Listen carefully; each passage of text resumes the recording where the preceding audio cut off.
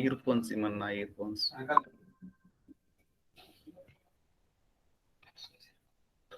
Door మీద కింద పెట్టు.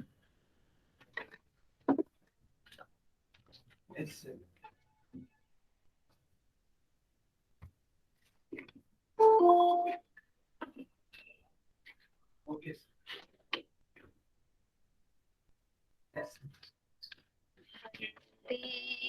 మాతరం వందే మాతరం సుజలాం సుఫలాం మలయజ శీతలాం సస్యశ్యామలాం మాతరం వందే మాతరం శుభ్రజ్యోత్స్నా పులకితయామినీ పుల్లకుసుమిత ద్రుమదళ శోభినీ సుహాసినీ సుమధుర భాషినీ సుఖదాం వరదాం మాతరం Vande Mataram Vande Mataram.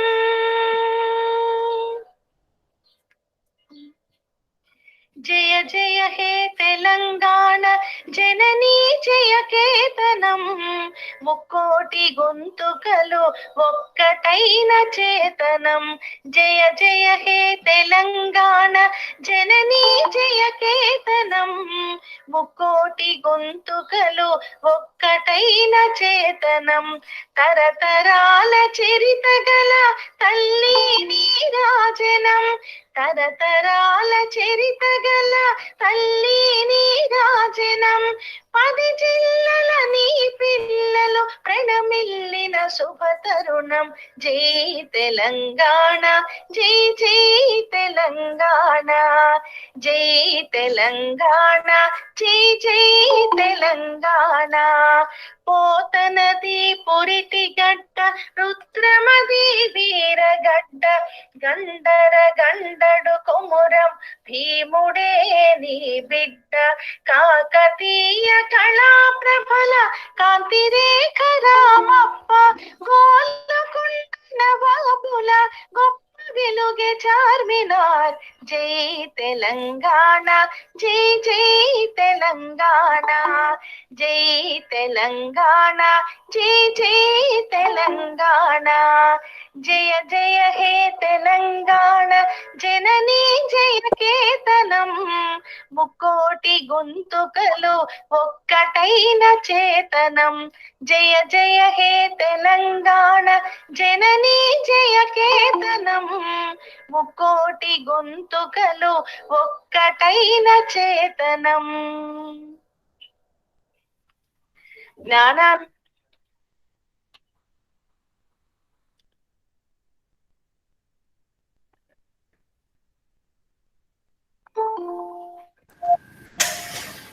So, good morning, everyone. I am Anjali. Good morning, madam. Good morning. Good morning. Good morning. I am Anjali, IQSC coordinator of this 1956 established SRN BGNR Government Arts and Science College Autonomous, Khammam, Telangana. So, which is focusing on, our college is focusing on a rights-based approach and outcome-based education. We are very happy to announce this. An amiable welcome to all the esteemed speakers and the enthusiastic learners who have gathered here on the occasion of Human Rights Day. So to participate in our webinar, national webinar conducted by Political Science and Public Administration Department with the help of IQSC. So first of all, I would like to thank both departments of public administration and political science and their HODs, Dr. B.V. Reddy Garu and Dr. Sukumar sir, for creating this wonderful occasion on Human Rights Day, taking a topic, human rights and world peace and selecting esteemed resource persons, Dr. Professor Haragopal Garu and Professor G.B. Reddy Garu. I welcome and thank the esteemed speakers of the day, Haragopal Garu and G.B. Reddy Garu, for accepting our invitation and joining us today. So, and my special thanks to our dynamic principal KSS Ratna Prasad Garu, who is a loving brother of all the members of this SRN BGNR family. And I thank our IQSC active team who are filling the college premises with a positive energy. And I thank all the participants who have gathered here. As you know, this Human Rights Day is observed on 10th December of every year. It commemorates the day in 1945. The United Nations General Assembly adopted the Universal Declaration of Human Rights. So that internationally, 10th December is observed as Human Rights Day every year since 1948. Actually, what are human rights? Human rights are the basic standards to live in dignity as human beings.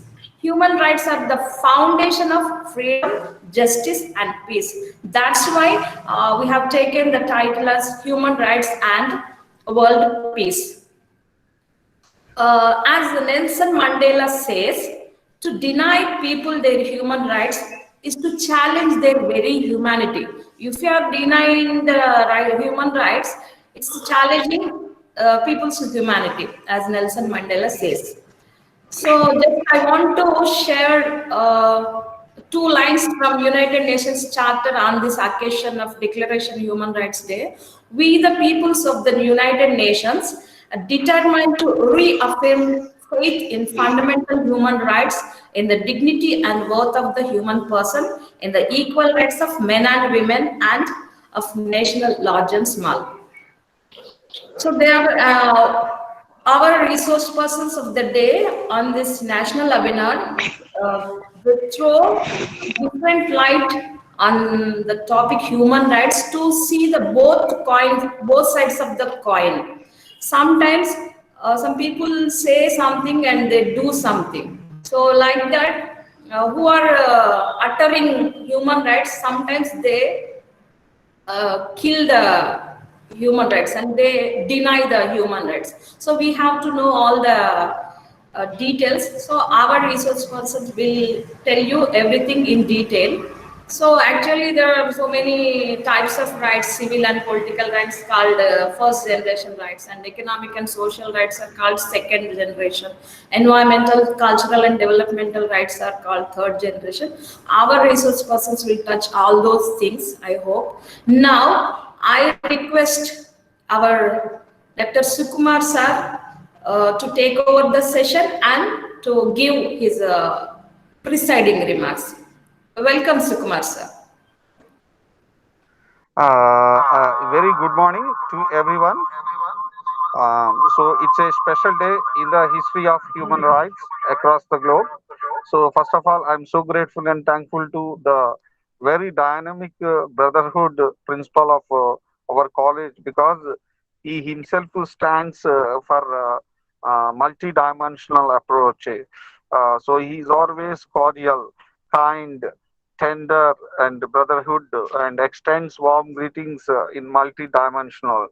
So we are so happy for having such a wonderful principal in our college, and at the same time, we have a wonderful and dynamic sister, Anjani Madam, as a IQSC coordinator. She is really a coordinator, a great coordinator, and she life really stands for the protection of human rights.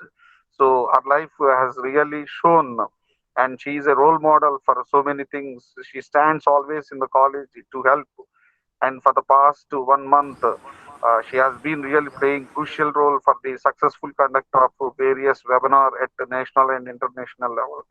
So she is a great sister to me, as well as backbone for organizing such kind of things, and as well as I appreciate both the technical coordinators, Samsera sir and Jerpula Ramesh sir. They are really instrumental and backbone to me for organizing these programs. And at the same time, I'm so grateful and thankful to Samsarao sir and Jerpula Ramesh sir for really helping me throughout the day and night also, because they have technically organizing the program in such a way that everything has to be done very properly. And at the same time, my beloved brother and colleague Nasim Rao sir, who is my department colleague, he himself stands, and he has come from a great political background. And his father was, though MLA, was very humble. He stood as a great human right personality. So, my Nasim Rao sir, I am so grateful and thankful to you for wonderfully helping to organize these kind of programs. And at the same time, I am so grateful and thankful to Ravinder Reddy sir, Ravivardhan Garu, for helping me in multidimensional, as well as HOD of political science, Venkateshwar Reddy Garu, for helping me. And at the same time, I'm so grateful and thankful to all my colleagues for helping me to organize such a great program. And first of all, I'm so grateful and thankful to the stalwarts, legends, encyclopedias, two guests really. They are outstanding personalities. They influenced not only India, the globe also. Professor Hargopal sir, man of humility, humbleness, whatnot, everything. He's the symbol of love, affection, coordination, everything. And at the same time, the great law professor GB Reddy sir also. He is also very humble, such a genius, outstanding encyclopedia. So really, it is a history in the college for having such a wonderful stalwarts to organize a national webinar on this day. And once again, I'm so grateful and thankful to for giving me this opportunity. Now, once again, I request Madam Anjani Madam, please, Madam, you coordinate, Madam, and preside over the program. Please, Madam. Okay, Please preside over the program and coordinate. Madam, please. Okay, Please preside over the program and coordinate. Thank you, Chinna. It's my younger brother. He's like my younger brother. So thank you for your inspiring and motivational words on this occasion. Now, I request, as I told you, our dynamic principal and the beloved brother of this family to give his opening remarks. I welcome Sri K.S.S. Ratna Prasad garu. Thank you, ma'am. You're always kind to me. always uttering kind words, and thank you for your concern. Thank you for your love. As the senior most member of the college, it's my duty to coordinate everything, and I love you all. Thank you. This is the day of showing of Human Rights Day. As far as we are concerned, we're very kind to each other. We love each other as a unit of SRNBNS in our college. It's a prestige and a great honor for us to work in this prestigious institution. More so, I'm very happy that every member of the institution is trying hard to enhance the name of the college. Every department is trying their best to host such wonderful webinars. This is one of the best webinars we're going to have. As our brother Sukumar said, really we are blessed to have such wonderful, eminent personalities of the day, Professor Gopal Garu and Professor GB Reddy Garu. Wise men, I say, wise men are very kind. As brother said that though they are very academically in high position, still they're kind enough to give us time to talk to us. Kudos to us, sir. Thank you, sir, for accepting our invitation. Though ours is a small college, as far as your range and status is concerned, still we love us. For that, very thankful to you, sir. I thank everyone. Thank you, ma'am. Thank you, sister, for organizing seminars in such a passion. Thank you. Thank you once again. And please kindly take over and coordinate the things, please. Thank you very much, sir, for your kind and supporting words. for every webinar, especially this webinar. So we are very happy to work with you as a brother. So you support everyone and treat every person in our college as your family member. I thank you very much for your support and guidance, sir. Now I request the HOD and convener of this webinar, HOD of Political Science, Dr. B. Venkateshwar Reddy Garu, to give his special remarks on this occasion. I welcome Dr. B. Venkateshwar Reddy Garu. Madam principal గారికి అధ్యాపక మిత్రులకు ఈరోజు మనకు విశిష్ట అతిథులుగా విచ్చేసినటువంటి professor Haragopal గారికి, professor JB Reddy గారికి ముందుగా మానవ హక్కుల దినోత్సవం సందర్భంగా శుభాకాంక్షలు తెలియజేస్తున్నాను. ఈరోజు ఈ కార్యక్రమాన్ని మనం ఏర్పాటు చేసుకోవటం ప్రిన్సిపల్ గారి తోడ్పాటుతో, IQAC కోఆర్డినేటర్ అంజనీ మేడం తోడ్పాటు, సుకుమార్ గారి ఇంట్రెస్ట్ తో మనం ఈ ప్రోగ్రామ్ ఏర్పాటు చేసుకున్నాం. అన్నిటికంటే విశేషం, అదృష్టం ఏంటి అంటే ఈరోజు ఈ కార్యక్రమానికి గ్లోబల్ వ్యక్తులైనటువంటి the great personalities professor Haragopal గారు, ప్రొఫెసర్ జీబీ రెడ్డి గారు ఈ సెషన్కి రావటం చాలా సంతోషం సార్. మీ ఉపన్యాసాన్ని వినేటటువంటి అదృష్టం, ఎస్పెషల్లీ హ్యూమన్ రైట్స్ డే రోజు మాకు, మా పిల్లలకి ఈ అదృష్టం కలిగినందుకు మేము మీకు రుణపడి ఉంటాం sir.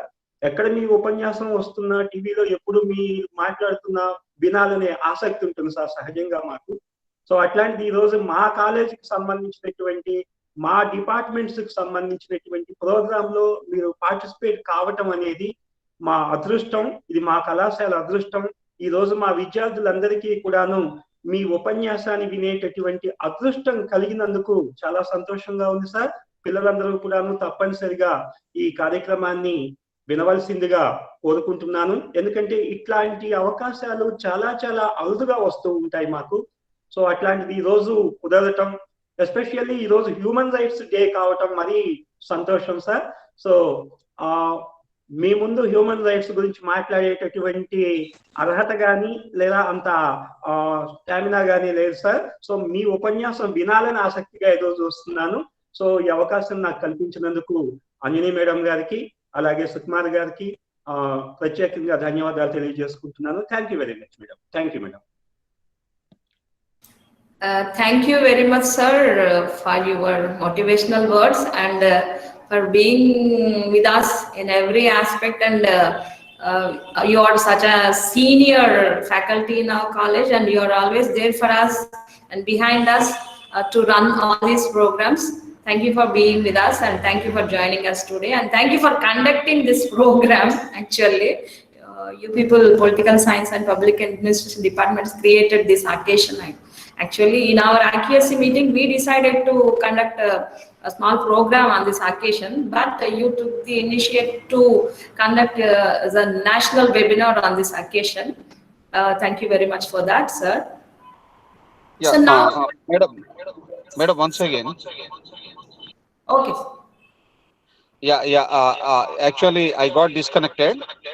Okay. Yeah, so once again, I would like to thank for organizing this program, particularly to Nagur sir for helping me wonderfully, and at the same time Vice Principal sir of the college Jeevan Kumar sir, and Controller of Examination Gopi sir, and Associate Professor Economics Venkateshwarlu sir, and HOD of History Venkateshwarlu sir for helping, and Ramesh sir of HOD Chemistry sir. They have really helped me a lot for organizing this program. So I'm so grateful and thankful to everyone for helping me such a wonderful program. Thank you once again, one and all. Now, Madam will preside over the program. Thank you. Okay.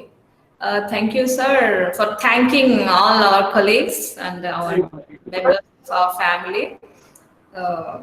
Actually, thanking is a small word. Thanks is a small word. So we are very happy to work in this family of SR and BGNR. So we don't want to bunk our college. We want to go on Sundays, even on Sundays. We are working even on Sundays with very actively and happily. So now I want to tell you some ground rules to follow in this webinar before the resource person joining us. So one thing, everyone should take care of their audios. You have to mute always until and unless your turn come to speak. In the question and answer session, you can talk or you can post your queries in the chat box. But so throughout the program, please take care of keeping mute mode in your audios. Please keep your audios in silent mode, right? And so while if you on your video, just sit properly. So I'm advising our students, don't do some disturbing things. So please take care of these things and check once in a while, now and then, your audio. So, Sukumar sir, Sukumar sir, shall I ask our Nagor sir to introduce our resource person? Yeah, madam. Already 10:21. Yeah, madam. So you want me? Nagur sir will speak few words on human rights and proceed. Yes. So now I request Assistant Professor of History, T. Nagur sir, and an active IQAC member, so to speak something about Human Rights Day and introduce our today's resource person, Professor G.B. Reddy gar. So I welcome T. Nagur gar. So thank you, ma'am. Happy morning to all. I am very much delighted as a part and parcel of this webinar, one-day webinar. As we know that the rights we acquired just because as a virtue of human beings, we have to possess these rights. And we have very eminent persons that they are going to give the idea of rights. So without further ado, I'd like to introduce Professor G.B. Reddy, who is a professor, Usmania University Department of Law. Professor G.B. Reddy was a lawyer turned academician. So it is quite a new thing, leaving a lucrative profession and joining academics. And he has completed his right from his graduation. He has completed his graduation at law and master's law, and also PhD at Usmania University. And he obtained his PhD from the Usmania University in the areas of constitutional law after 1980s. He is also specialized in many aspects of law, that is the jurisprudence, the areas such as judicial activism, property rights, the constitutional law, and so on. He had extensively written 20 books. Had extensively written 20 books. Some disturbance. Human Rights Day. Sambashivarav sir, mute them. So, ma'am, request all to mute video as well as audio, ma'am, or else ask Samasaragar to mute all. Yes, sir. Sambashivarav sir, please mute all the participants, sir, except the speakers. Yes, madam.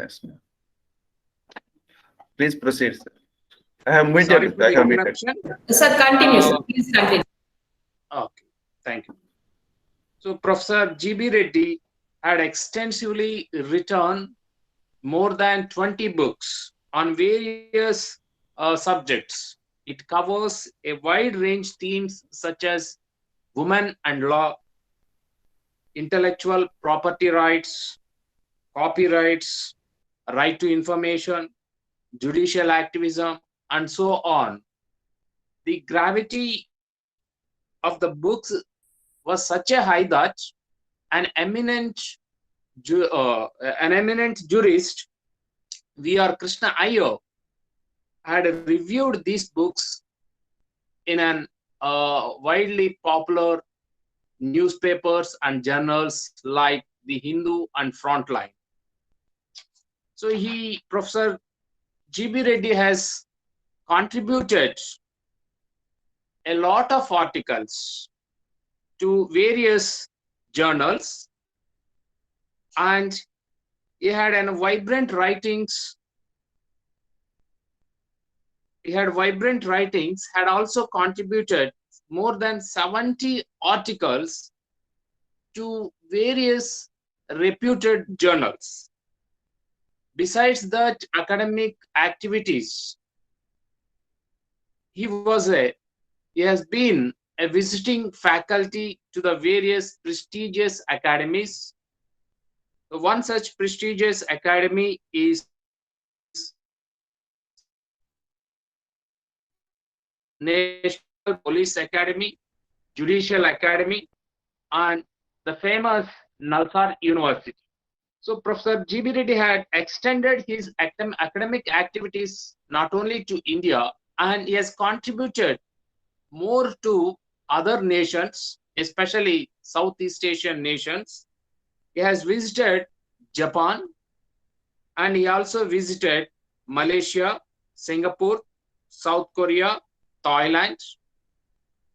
So besides that, he was a dean of Faculty of Law in newly established Telangana University and Shatavahana universities. So to speak to him, there are various achievements are there. Due to paucity of time, I confine his good achievements.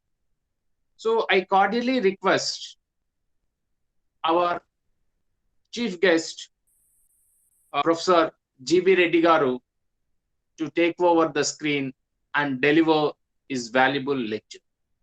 Thank you very much for giving this opportunity. Thank you. Thank you, sir. And actually మళ్ళీ ఒకసారి మీకు పిల్లలకి ఎవరికైనా సరే చిన్న request instruction ఏంటంటే మీరు ఒకసారి స్టార్ట్ అయ్యాక ప్రోగ్రామ్ ఊరికి టచ్ చేయకండి, ఫోన్ని టచ్ చేస్తే ఏంటంటే మీకు తెలియకుండా కూడా ఒక్కొక్కసారి ఆడియో అన్మ్యూట్ అయిపోయి మీ మాటలు అవన్నీ వినిపించే అవకాశం ఉంటుంది, ప్రోగ్రామ్ డిస్టర్బ్ అవుతుంది. కాబట్టి ఒకసారి మ్యూట్ చేసేసి దాన్ని పక్కకు పెట్టేయండి. అనుకోకుండా ఎప్పుడన్నా అయితే మధ్య మధ్యలో చెక్ చేసుకోండి. మీరు పెట్టేసి మాట్లాడుతున్నారంటే వినట్లేదు అనేది ఇక్కడ అందరికి ఇండికేషన్. పెట్టేసి వేరే మాటలు మాట్లాడుతున్నారంటే you are not concentrating on this webinar, this programme or speech.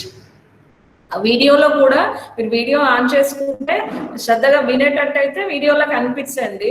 మధ్యలో డిస్టర్బెన్స్ ఎవరన్నా అడ్డం వచ్చినా, మీరు ఏదన్నా పళ్ళు తోముకుంటూ పాటలు పాడుకుంటూ ఏదో పనులు చేస్తూ వింటే అది కూడా యు ఆర్ నాట్ ఇంట్రెస్టెడ్ అనేది అందరికీ చెప్తుంది. కాబట్టి ఇక్కడ ఎంతమంది ఉన్నారు అనే దానికంటే ఎంత శ్రద్ధగా వింటున్నారు, ఏం నేర్చుకుంటున్నారు అనేది చాలా ఇంపార్టెంట్. చాలా ఎమినెంట్ స్పీకర్స్ ని పిలిచి ఇవి అరేంజ్ చేసేది ఎందుకంటే దాని మీద ఎంత లోతుగా చర్చ చేస్తున్నాము, ఎన్ని విషయాలు స్పష్టంగా నేర్చుకుంటున్నాం, మనకి ఎన్ని విషయాల మీద స్పష్టత వచ్చింది అనేది ముఖ్యం. కాబట్టి చాలా శ్రద్ధగా వినే వాళ్ళు కొంచెం మీరు చూసుకోండి, ఆడియో వీడియో చూసుకోండి. ఎస్పెషల్లీ స్టూడెంట్స్, కొత్తగా ఉన్న వాళ్ళు ఎవరైనా ఫస్ట్ టైం వస్తున్నారేమో అని ఇంత పర్టికులర్గా చెప్తున్నాను.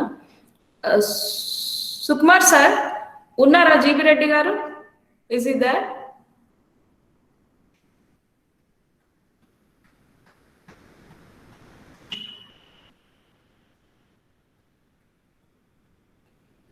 జాయిన్ అయ్యారా? ఒక్కోసారి టెక్నికల్ ప్రాబ్లం వల్ల లేట్ అవుతుంది. Please check with him.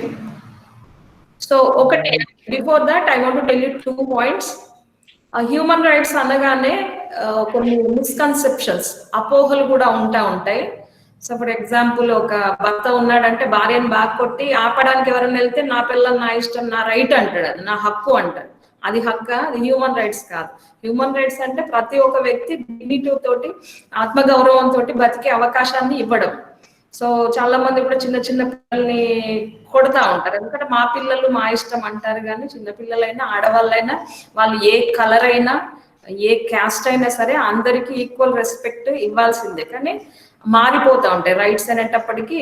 అంటే పెత్తనం చేసే వాళ్ళు, మనం ఎప్పుడైనా సరే రైట్స్ ని కానీ హిస్టరీని కానీ ఒక దేన్ని చదివినా majority of the people sufferers oppressed నుంచి వాళ్ళ ఐస్ లో చూస్తేనే, not from the eyes of the owners or అప్రెసర్స్.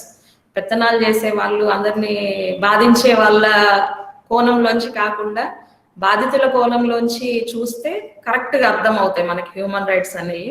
So అట్లాంటి అవకాశాన్ని మనకి ఈ వెబినార్ ఇస్తుందని నేను ఆశిస్తున్నాను. సో కాబట్టి చెప్పినట్టు ఈ మధ్య కాలంలో ఈవెన్ అమెరికా లాంటి పెద్ద పెద్ద దేశాలు హ్యూమన్ రైట్స్ గురించి మాట్లాడాయి, ఆ దేశాల స్వాతంత్రం కోసం కూడా పోరాడాయి. ఈ డిక్లరేషన్స్ అవన్నీ చేయడంలో వాటిదే ముఖ్య పాత్ర. కానీ వేరే చిన్న దేశాలకు వచ్చేటప్పటికి అవి పెత్తనాలు చేసే దేశాలుగానే మిగిలి చాలా దేశాల మీద యుద్ధాలు ప్రకటించాయి. మా బతుకు మేము బతుకుతామన్న ఇండివిజువల్స్ ని వాళ్ళ ప్రశ్నించే గొంతుకల్ని బూటకాళ్ళతో తొక్కేశాయి. మా దేశంలోకి మీరు రాకండి అన్న దేశాల మీద గల్ఫ్ యుద్ధాలు ప్రకటించాయి. సో ఇట్లాంటి అంశాలన్నిటిని కూడా ఈ వెబినార్ లో పాల్గొనే వక్తలు మనకి చాలా స్పష్టంగా చెప్తారు. అన్ని వైపుల నుంచి, రెండు కోణాల నుంచి చూడడం మనకి నేర్పిస్తారు. ఎందుకంటే వాళ్ళిద్దరు చాలా esteemed personalities in human rights. వాళ్ళు మాట్లాడే ముందు మళ్ళీ హరగోపాల్ గారి నుంచి కూడా డీటెయిల్ గా చెప్తాము. ఇప్పుడు జీబీ రెడ్డి గారు ఉంటే, సార్ సుకుమార్ సార్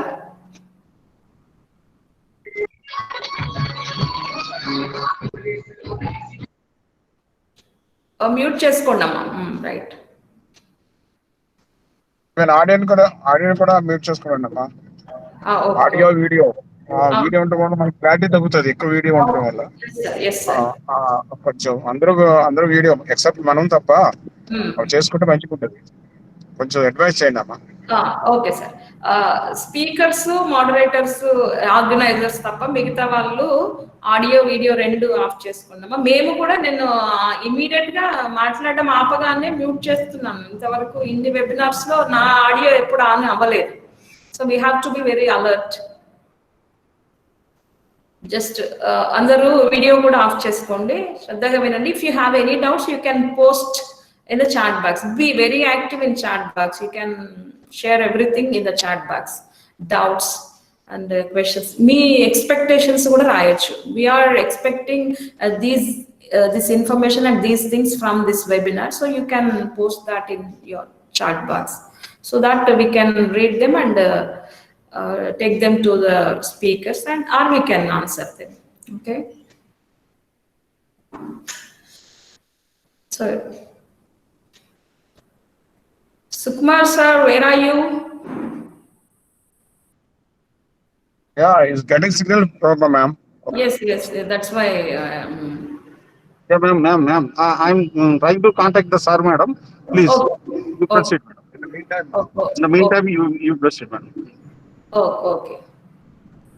Contact చేసి సార్ జాయిన్ అవ్వగానే నాకు ఇన్ఫర్మేషన్ ఇవ్వండి. I will welcome him and ask him to speak. Okay sir? Okay, ma'am. He's on the job.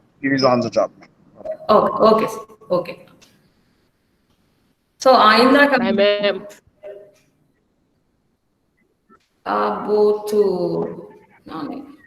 Please mute. మళ్ళీ పార్టిసిపెంట్స్ ఒకరు. Okay, ma'am. Professor GB Reddy sir will join us within 2 minutes, ma'am. Okay, sir.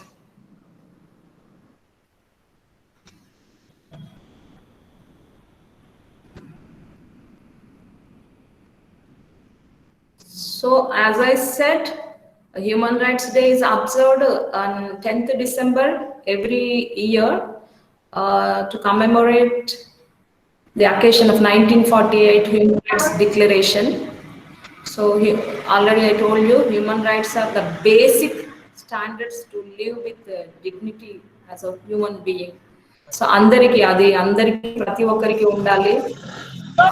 Kani చాలా మన సామ్రాజ్యవాదం colonialism ఏం project చేసిందంటే కొంత colour based కూడా ఫలానా colour వాళ్ళు అంటే తెల్ల రంగు ఉన్న వాళ్ళు గొప్ప వాళ్ళు, నల్ల రంగు ఉన్న వాళ్ళు తక్కువ వాళ్ళు, చాలా సినిమాల్లో నావెళ్లలో వాళ్ళని విలన్స్ గా చూపించడం. కానీ ఇప్పుడు కొన్ని తెలుసుకోవాలంటే రూట్స్, స్పార్టకస్ లాంటి పుస్తకాలు చదివితే బానిసల జీవితాలు తెలుస్తాయి. అంతేగాని వాళ్ళ యజమానులు స్లేవ్స్ ఓనర్స్ రాసిన పుస్తకాలలో బానిసల్ని చంపడం వాళ్ళ హక్కుగా ఉంటుంది. బానిస పారిపోవడానికి హక్కు లేదు, చంపడానికి ఆ ఓనర్కి హక్కు ఉంటుంది, కానీ తన ప్రాణాలని కాపాడుకునే హక్కు బానిసలకి ఉండదు. సో ఆ రైట్స్ స్లేవరీ బానిసత్వాన్ని తీయాలని చెప్పినందుకే అబ్రహం లింకన్ ని కూడా చంపేశారు. సో కొన్ని చోట్ల అన్ని హ్యూమన్ రైట్స్ అంత ఈక్వాలిటీ అని మాటలు చెప్పినా కానీ చాలా ఇన్సిడెంట్స్ జరిగాయి. బానిసలకి ఓటు హక్కు కూడా లేదు చాలా కాలం వరకు. సో బానిసత్వాన్ని తీసేయడానికి కూడా ఎంతో పెద్ద స్ట్రగుల్ జరిగింది. ఆ స్ట్రగుల్ అంతా వాళ్ళ ఓనర్స్ స్టోరీస్ ఉండదు. మనం ఓనర్స్ వైపు నుంచి చూస్తే స్లేవ్స్ ఓనర్స్, బానిస యజమానుల దృష్టితో చూస్తే మనకి బానిస హక్కుల గురించి అర్థం కాదు.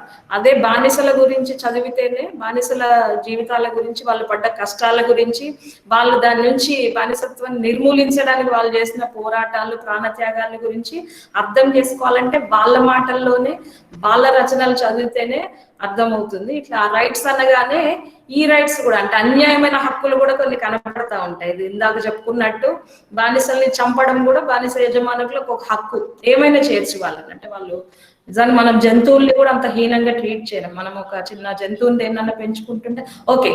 ఆల్రెడీ మన జీబీ రెడ్డి గారు జాయిన్ అయ్యారు. We know him very well. Talking encyclopedia regarding human rights and law. మాకు ఒక ఓసీలో సారు క్లాస్ చెప్తుంటే విన్నా, మొత్తం లాకి సంబంధించిన ప్రతి సెక్షన్ ఆయనకి ఫింగర్ టిప్స్ మీద ఉంటుంది. సార్ ఆల్రెడీ మీ గురించి ఇంట్రడక్షన్ అయిపోయింది, మళ్ళీ ఎందుకంటే మీ గురించి అందరికీ తెలియాలి, మీకు తెలుసు ఎట్లా. కాబట్టి మీరు లేకపోయినా మీ యాబ్సెన్స్ లో మేము మా పార్టిసిపెంట్స్ అందరికీ మీ గురించి వివరంగా చెప్పాము. Thank you for joining with us, and I welcome GB Reddy Gar to start this session. Welcome, sir.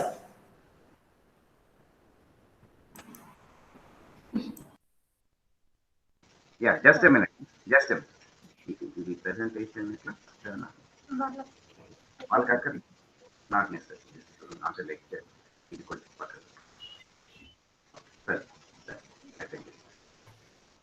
Very good morning to all the colleagues, the respected principal, IQAC coordinator, Dr. Sukumar, madam, and other faculty friends and students. At the outset, I extend my hearty greetings on the occasion of celebrating International Human Rights Day this year on December 10th. And I'm sure that this is not going to be like any other day when we remember the occasion, then we forget conveniently for the remaining 364 days, for the simple reason that we continue to be human beings throughout till our last breath. Then certainly we are concerned about the human rights, human duties, day in and day out. So we have to, in fact, to reinvent the human beings among ourselves, and also refresh our memory as to the, in fact, the importance of human rights as well as human duties, not only for the sake of an individual, but also for the sake of the world at large. Because today we are not speaking only about somebody in a remote corner of the world. Every human being has become a global citizen. It is quite possible that, a person may be globe-trotting. He may be here one day, next day, he may be in some other country, some other continent. And it is quite possible, in fact, that the human rights may be affected in more than one jurisdiction, one nation. Whatever may be the case, this year's, in fact, Human Rights Day slogan, you must have already seen, as declared by the UN General Assembly, is recover better and stand up for human rights. So we have a double challenge. We have to keep ourselves fit, healthy, then we have to protect the human rights. This is one important aspect. Be that as it may, what we have been, in fact, witnessing during the last about 1 year has been a very unpleasant, avoidable, I don't know, because epidemics and pandemics are not within our control, but certainly certain situations could have been avoided or averted if at all the stakeholders, including the citizens, respected their human rights and discharged their human duties. Very unfortunately, that was not to be in certain cases, if not in all the cases. Be that as it may, I have been asked to speak on human rights and world peace. So anyway, if human rights are protected and respected at each stage or at each level, then world peace is quite possible. This is one important aspect. In fact, the human rights in modern times during the last century, they have been recognized only as a process of ensuring world peace.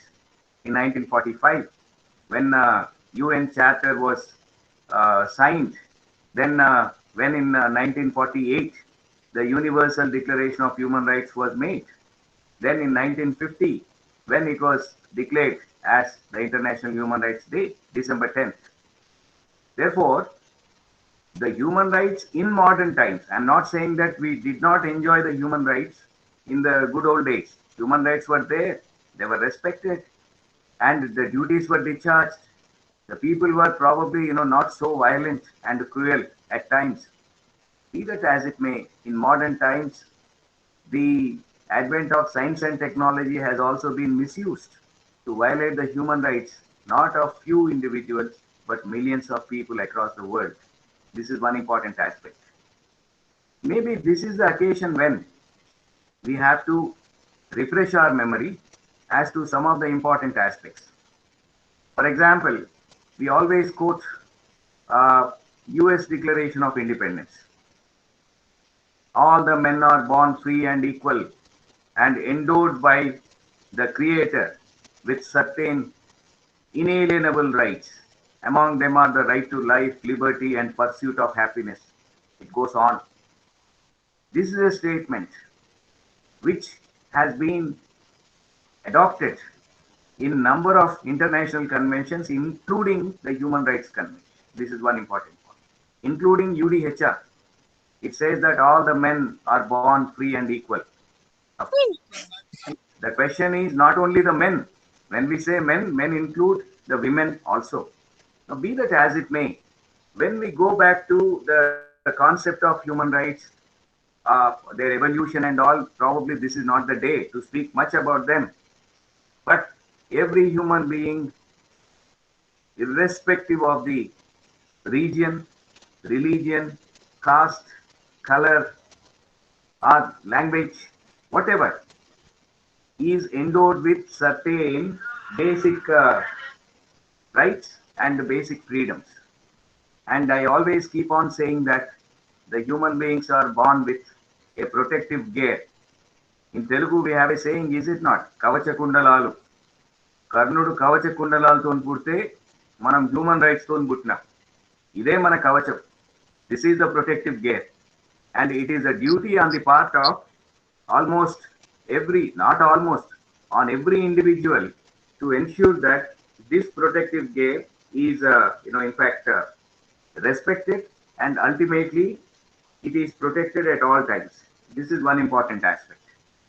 Then, thousands of years, you must have seen, the moment somebody talks about human rights, then we go back to Magna Carta, where the king was forced to, in fact, recognize some of the basic rights of the subjects, the citizens, the governed, the ruled in United Kingdom way back in the year 1215. Much before that also, there has been recognition of human rights at every place and every level. This is one important aspect.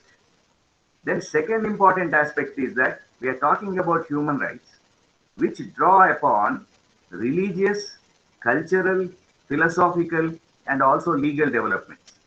So if we say that it's only a legal concept, then I think I will be wrong.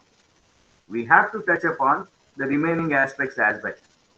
Then, in fact, we can go back even to 622 when there was a Charter of Medina which was drafted by Muhammad, and that also recognizes the human rights. And I mentioned about the Virginia Declaration of Human Rights, the independence, 1776, that all men are created equal. They are endowed by their creator with certain unalienable rights, that among these are the life, liberty, and the pursuit of happiness. It continues even today. And when you are talking about the world peace, probably in the human rights context, we can't help but refer to the three important slogans of the French Revolution: the liberty, equality, and fraternity. So when we go back to the Declaration of the Rights of Man and Citizen made in France way back in 1789, we always speak about these three slogans. We only wish that all the three are ensured in order to secure world peace. If there is liberty, if there is equality not only among the people, but among the nations, because nations consist of the people, and fraternity, the common brotherhood. And if this is the case, I think a rare kind of common brotherhood is noticed during COVID-19 era.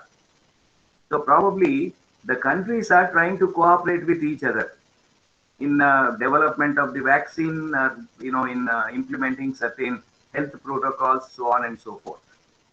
Then I will go back to the United Nations Charter 1945, as I already said. That is the important document which recognizes the fundamental human rights.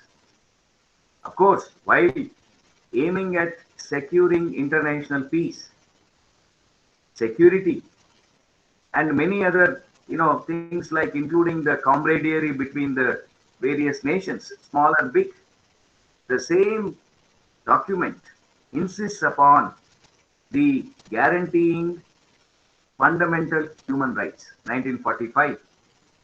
I think the same spirit is imbibed in the Universal Declaration of Human Rights. I already mentioned that. So today, the moment somebody talks about human rights, we always refer to United Nations. You know the reason. Then we come to Universal Declaration of Human Rights, 1948. And in fact, you must recollect the important role played by many Indians. Even the Gandhian philosophy is very much evident in drafting of the Universal Declaration of Human Rights, 1948. And the principles of cooperation, then non-violence, all those are imbibed within the Universal Declaration of Human Rights. In fact, this year, the United Nations released, in fact, an artistic Universal Declaration of Human Rights with caricatures, artwork, so on and so forth. I request or I advise all the colleagues and the students to kindly look at the newly published Universal Declaration of Human Rights with artwork. This is really beautiful, like cartoons, this and that. And the 30 articles contained in Universal Declaration of Human Rights, they embody all the human rights, whether you call them civil and political rights, whether you call them the social, cultural, and economic rights. That is the language recognized by the International Committee of Nations. And you know very well that that was only a declaration. And nowadays, mere declarations are not binding on the nations, especially in international relations. Therefore, in order to make them binding, in 1966, two covenants have come, you know very well. One is International Covenant on Civil and Political Rights, 1966.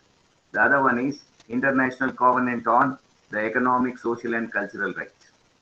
And probably, you can call them the first and second generation human rights.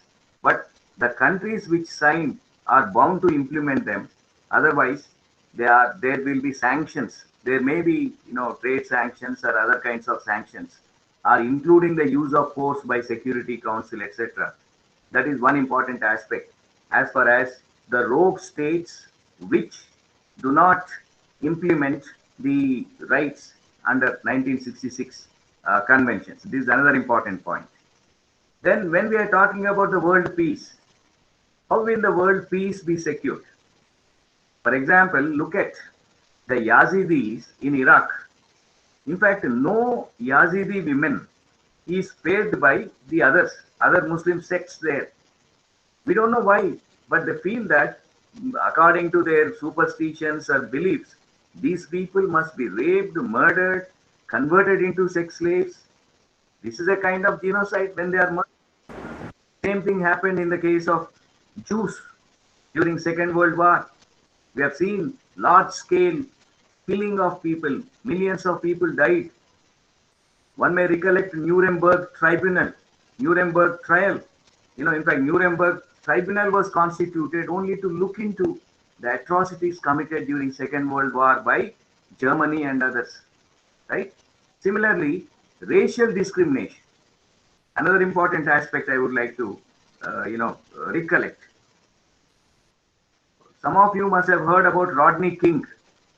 Rodney King was an activist, and sometime in 1991, he was intercepted by the police in the United States of America, in one of the states, for drunken driving or something else. But it so happened that when he tried to resist the arrest, he was beaten up black and blue. He was insulted, humiliated, kicked. Everything was recorded from the window by someone else. And ultimately, it was given to a news channel. The rest was communal riots. Only problem was that Rodney King was a black. He died in 2012. And the racial discrimination was very much clear. Very much clear. And in order to address these issues, the United Nations came out with a convention known as Convention on the Elimination of All Forms of Racial Discrimination. Remember Mahatma Gandhi, his struggle against the racial discrimination in South Africa, and how, in fact, the views of Father of Nation influenced the making of Universal Declaration of Human Rights also. Hansa Mehta and many other Indians, who took part in this process of Universal Declaration of Human Rights and also in the Constitution of India, they know, they can, in fact, stand testimony to that. But racial discrimination has been there in the beginning of last century and as latest as in 2020. Some of you must have read or seen the video of George Floyd. George Floyd in Los Angeles. What happened in the month of January or so? It so happened that this man, who was supposed to be leaving a shopping mall, he was intercepted by the police. Then he was pinned down by the knee of one of the policemen. The man was begging, saying that, "Man, I am not able to breathe." Nothing happened. Ultimately, he died. The hospital, everything came later. Only problem is, he was a black. What I am trying to say is that race has been one of the grounds of discrimination in the world over, right from, the 16th, 15th century onwards. There was slavery, that in United States of America, slavery was legal until 1860s. 1860s, until 13th Constitutional Amendment, which have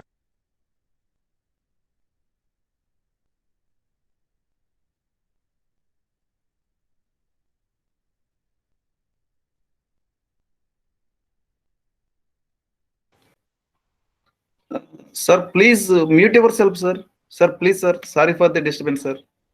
Sir, Professor GB Reddy, sir. Sir, please unmute. Someone has muted you.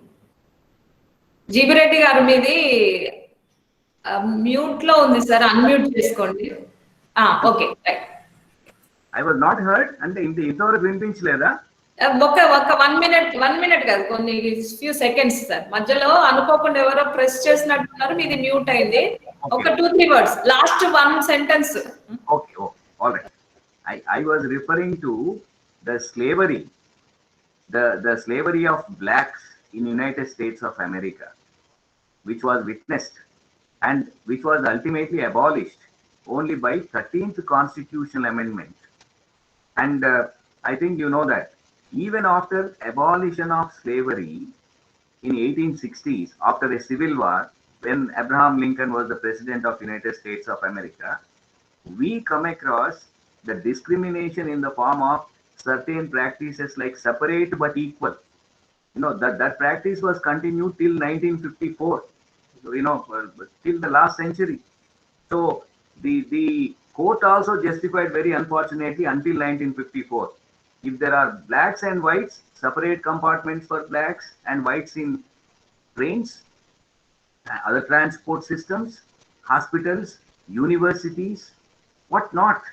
And they said legislation cannot remove the color-based discrimination. That's what Supreme Court said sometime in 1890s. And that was overruled only in 1950s.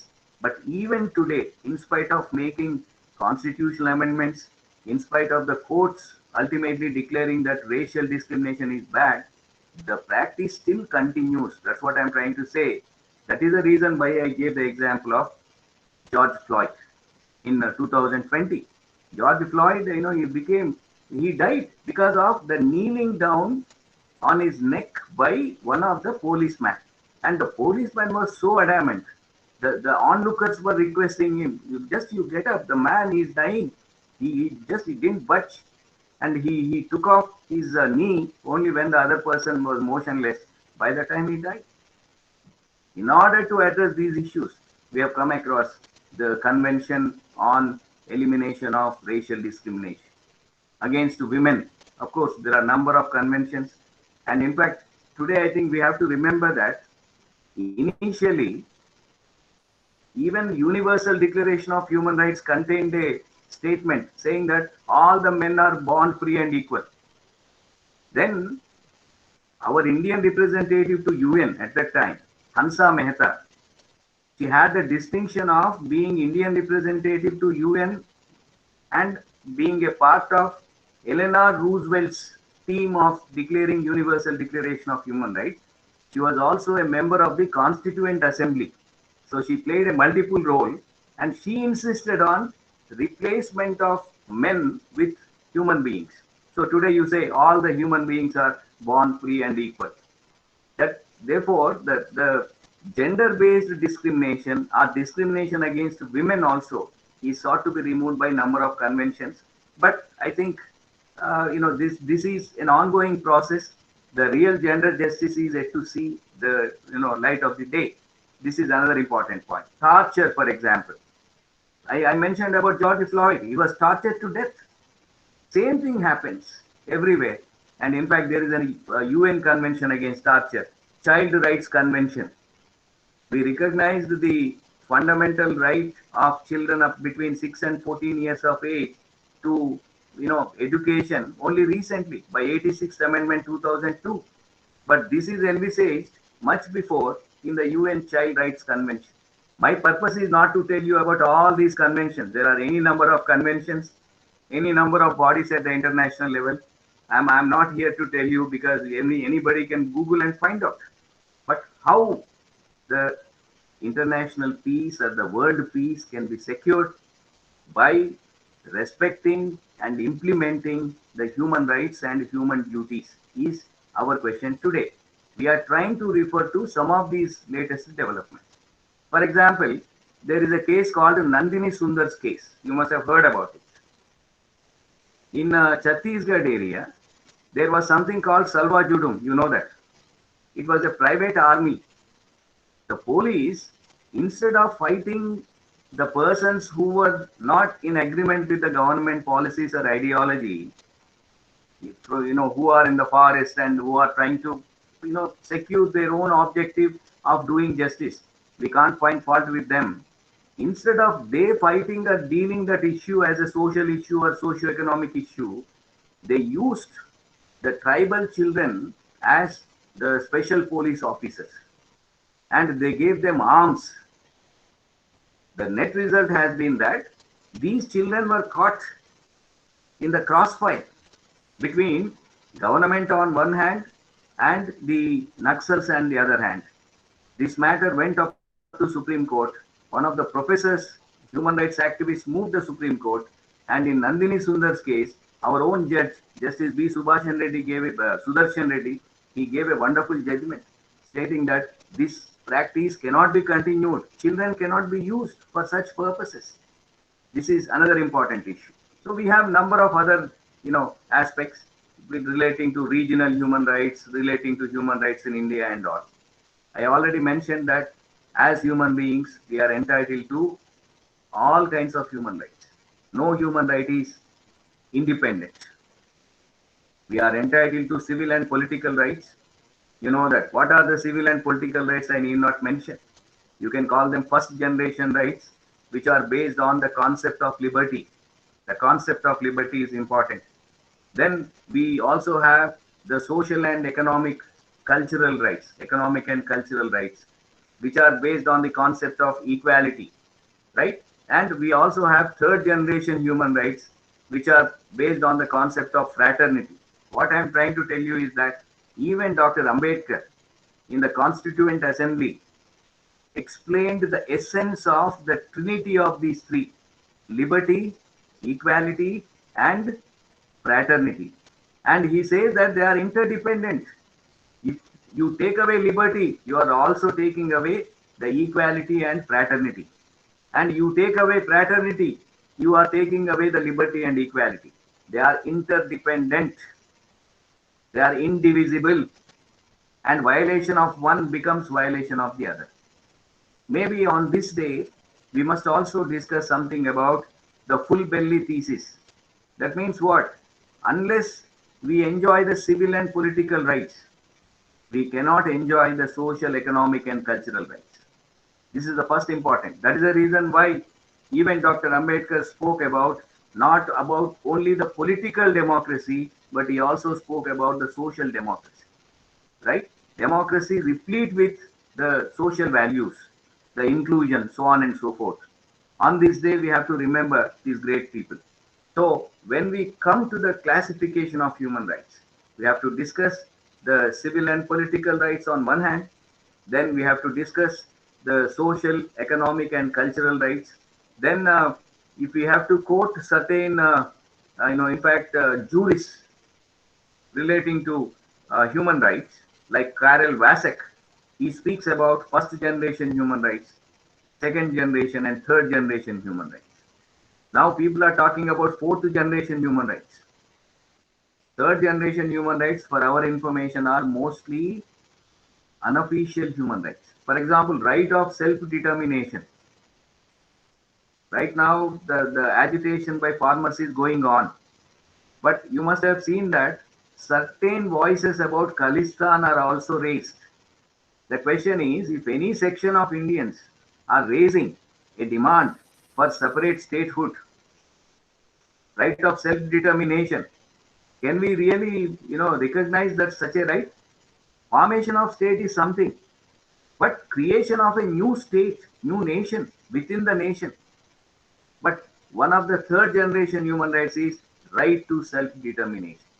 It remains unofficial. Nobody, in fact, accorded any recognition to, no sovereign country accords recognition to this. There may be few exceptions here and there. This is another important point. So environmental protection and, the reproductive rights. There are so many other rights, right? Natural resources. For example, today people are talking about the human rights in two different contexts. One is COVID-19. The other one is climate change. So the real challenge is from these two. as far as the human rights are concerned. COVID-19 pandemic, what is happening? Then the other one is the climate change challenges. Then both of them are addressed as part of the human rights. Of course, when there is something called force majeure or something called vis major, act of God, which is beyond our control, then talking about human rights appears to be silly to someone, few people, but it's not. Let me also explain another important point. When you are talking about the human rights during COVID, let us see, right to decent burial is one of the rights. You can call it one of the human rights also, as part of human dignity. Right to decent burial of the dead. Did it happen? Even in Khammam district, there were, in fact, even in Khammam district, there were, instances of, in fact, tractor or JCB being used to carry the dead bodies. Why? Same thing happened even somewhere near Hyderabad also. It happened in Karnataka also. People were simply, in fact, not ready even to look at the dead person, not even to carry them to the burial ground and all. Why? Fear. And who violated the human rights here? Please try to understand. It's not the state. State said, okay, 5 persons or 10 persons should attend, that's all. But it is mostly the human beings. I'll just make one more observation, then I will discuss the other aspects. When you look at, the escalation of treatment, what is escalation of treatment? For example, somebody who is suffering from, let us say, some kind of comorbidity, maybe some BP or some sugar and other related problem. And now the word comorbidity has become very popular in the context of COVID. But what we have seen, Times of India reported recently that many of the family members, they are not exercising their choice to continue with the treatment of the sick persons, knowing that they are suffering from comorbidities. So requests were made saying that anyway, this person has already suffered. Why should he suffer? Why should she suffer? So better stop oxygen. In other words, because of the non-willingness of the family members, some of the persons died because of the request made saying that, please don't escalate treatment. Is it not human rights violation? I'm just trying to remind ourselves that we not only have human rights, but we also have human duties, equally important. That point, environmental justice, right to natural resources, right? In the context of crony capitalism, where the governments befriend only certain business groups and try to favor only those groups and encourage them to invest and all, what happens is plundering of the natural resources. Supreme Court of India has come out with a public trust doctrine of public trust. Mahatma Gandhi also spoke about trusteeship, you may recollect. We are custodians of natural resources. We are trustees of national resources. We are not supposed to use them or exploit them to the hilt without leaving anything for the future generations. That is not the case. That should not be done. Right? We are talking about freedom to communicate. Right to communication. Now it has become a human right. But somebody wanted to communicate certain information to the world. That somebody is William Assange. You must have heard the name. Where is he? For the last 10 years, he has been almost like behind the bars in some embassy, Ecuador or elsewhere. Why? He decided to reveal certain information which was sought to be withheld by the government, US government. US government is very furious.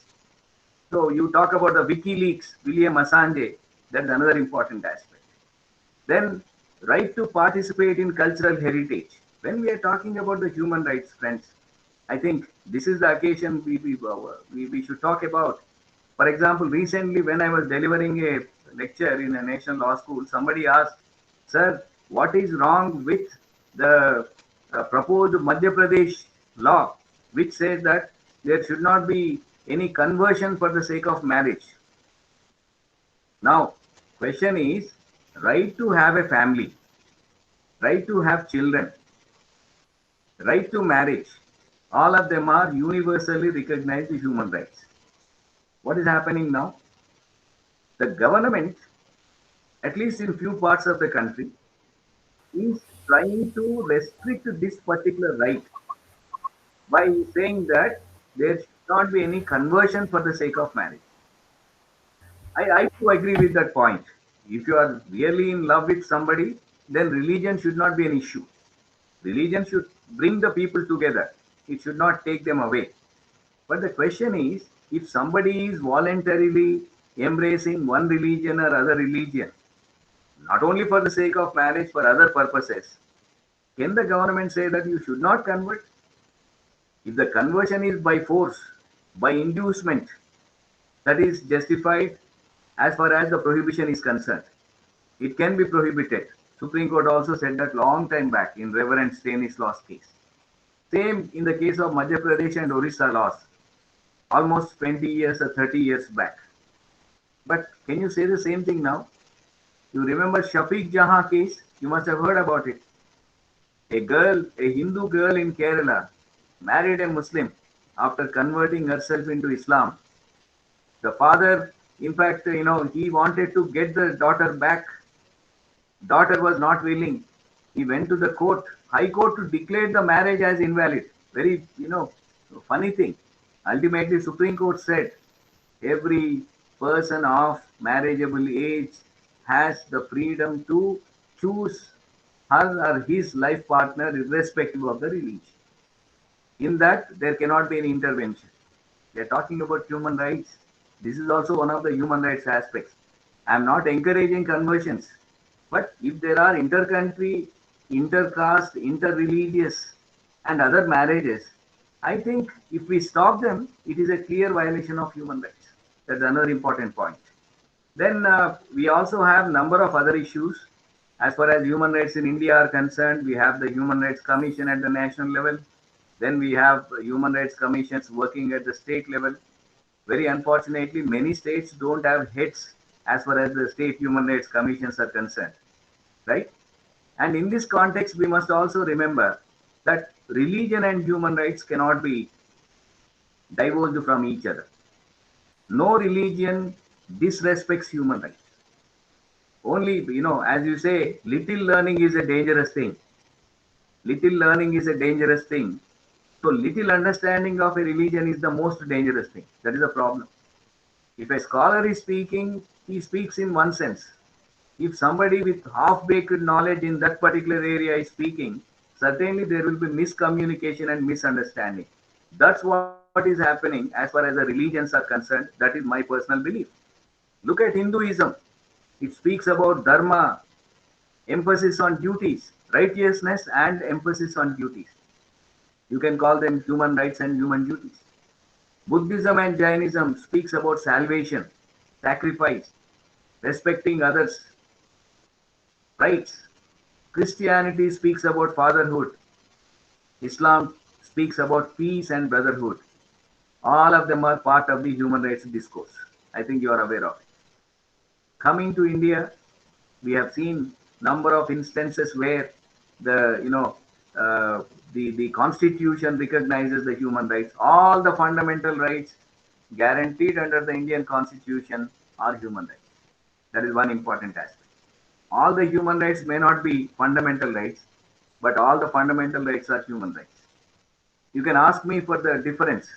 The difference is this: if human rights are incorporated or included in the Constitution, they become fundamental rights. But all the human rights cannot be incorporated. Just now I mentioned about right of self-determination. So if that is the case, there will be a Tamilism, Khalistan, some other Istan, Kashmiristan, etc., etc., because national sovereignty also has to be respected. But those basic human rights must be respected. This is one important aspect. So we have fundamental rights containing the civil and political rights, then directive principles containing the social, economic, and cultural rights. Then we have fundamental duties, which are mostly the human duties. Here I must mention one or two important things about the fundamental duties. In India, if somebody wants to talk about duties, there will be no audience. I'm very sure about it. The hall will be, without any people. You talk about rights, many people will come and listen. Why? We are living in a rights conscious society. We talk about only our rights, this right, that right, whatever it is. What about the duties? Are we discharging our duties?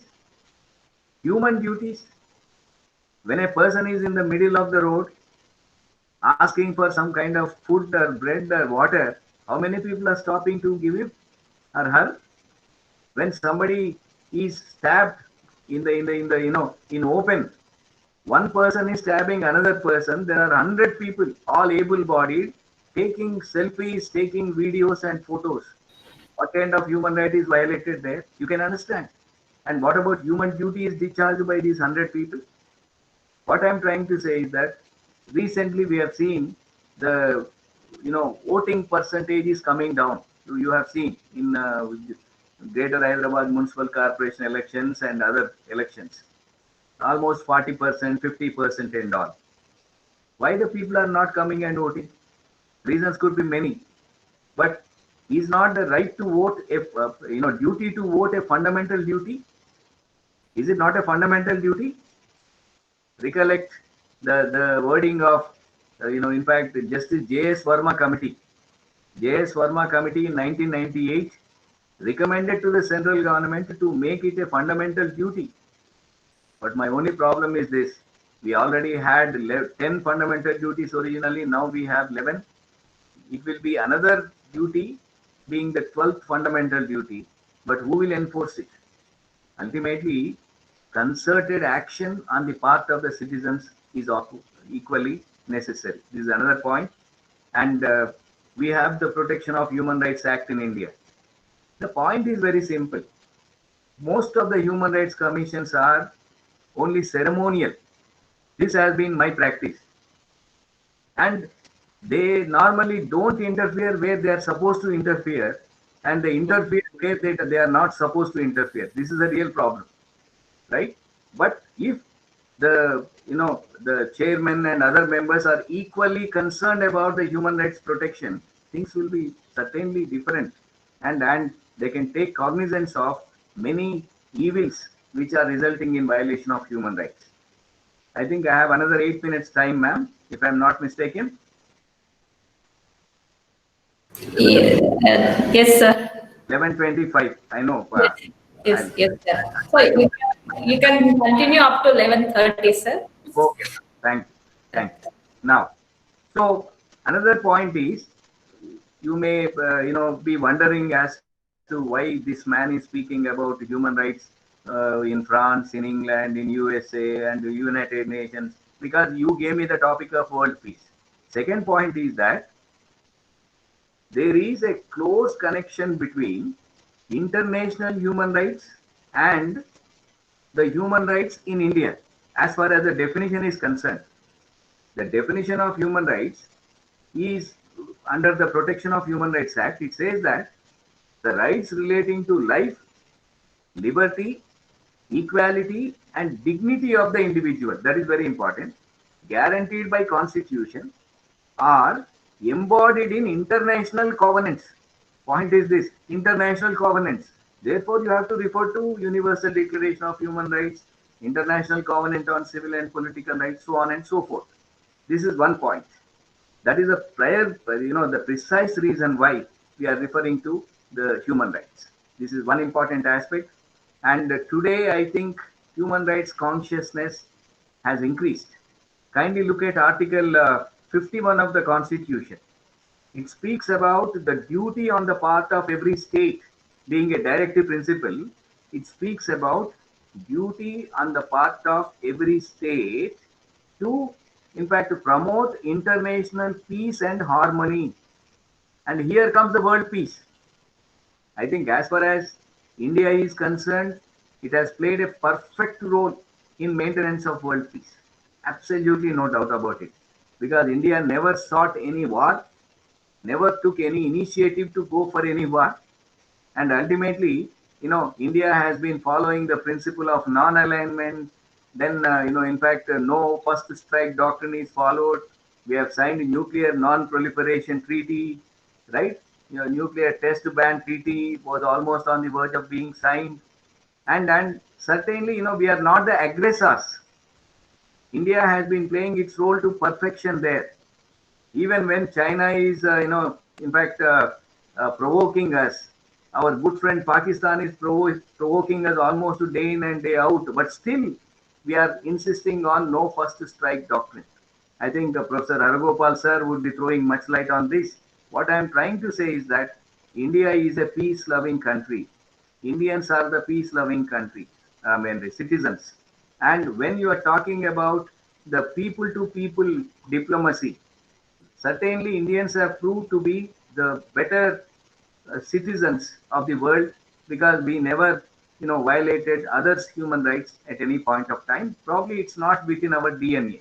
Whatever may be the case, world will be a better place with international peace, security, and a particular order only when we recognize the rights of all the sections of the society. This is very important. Inclusiveness is important. In fact, wiping of the tear from each eye may be the utopian goal, but not an impossible goal. And attempts should be made by all the concerned. Prisoners' rights today, in fact, they have expanded like anything. Prisoners are seeking even right to cohabitation, for your kind information, during good conduct with their spouses. Then free legal aid, of course, this has to become effective legal aid. And very unfortunately, that's not the case. Then right to privacy is recognized. The question is this. Recently, I read a judgment of AP High Court, Telangana High Court, in a case filed by Amruta, the wife of the young man, I think Pranay, who was killed in Miryalguda.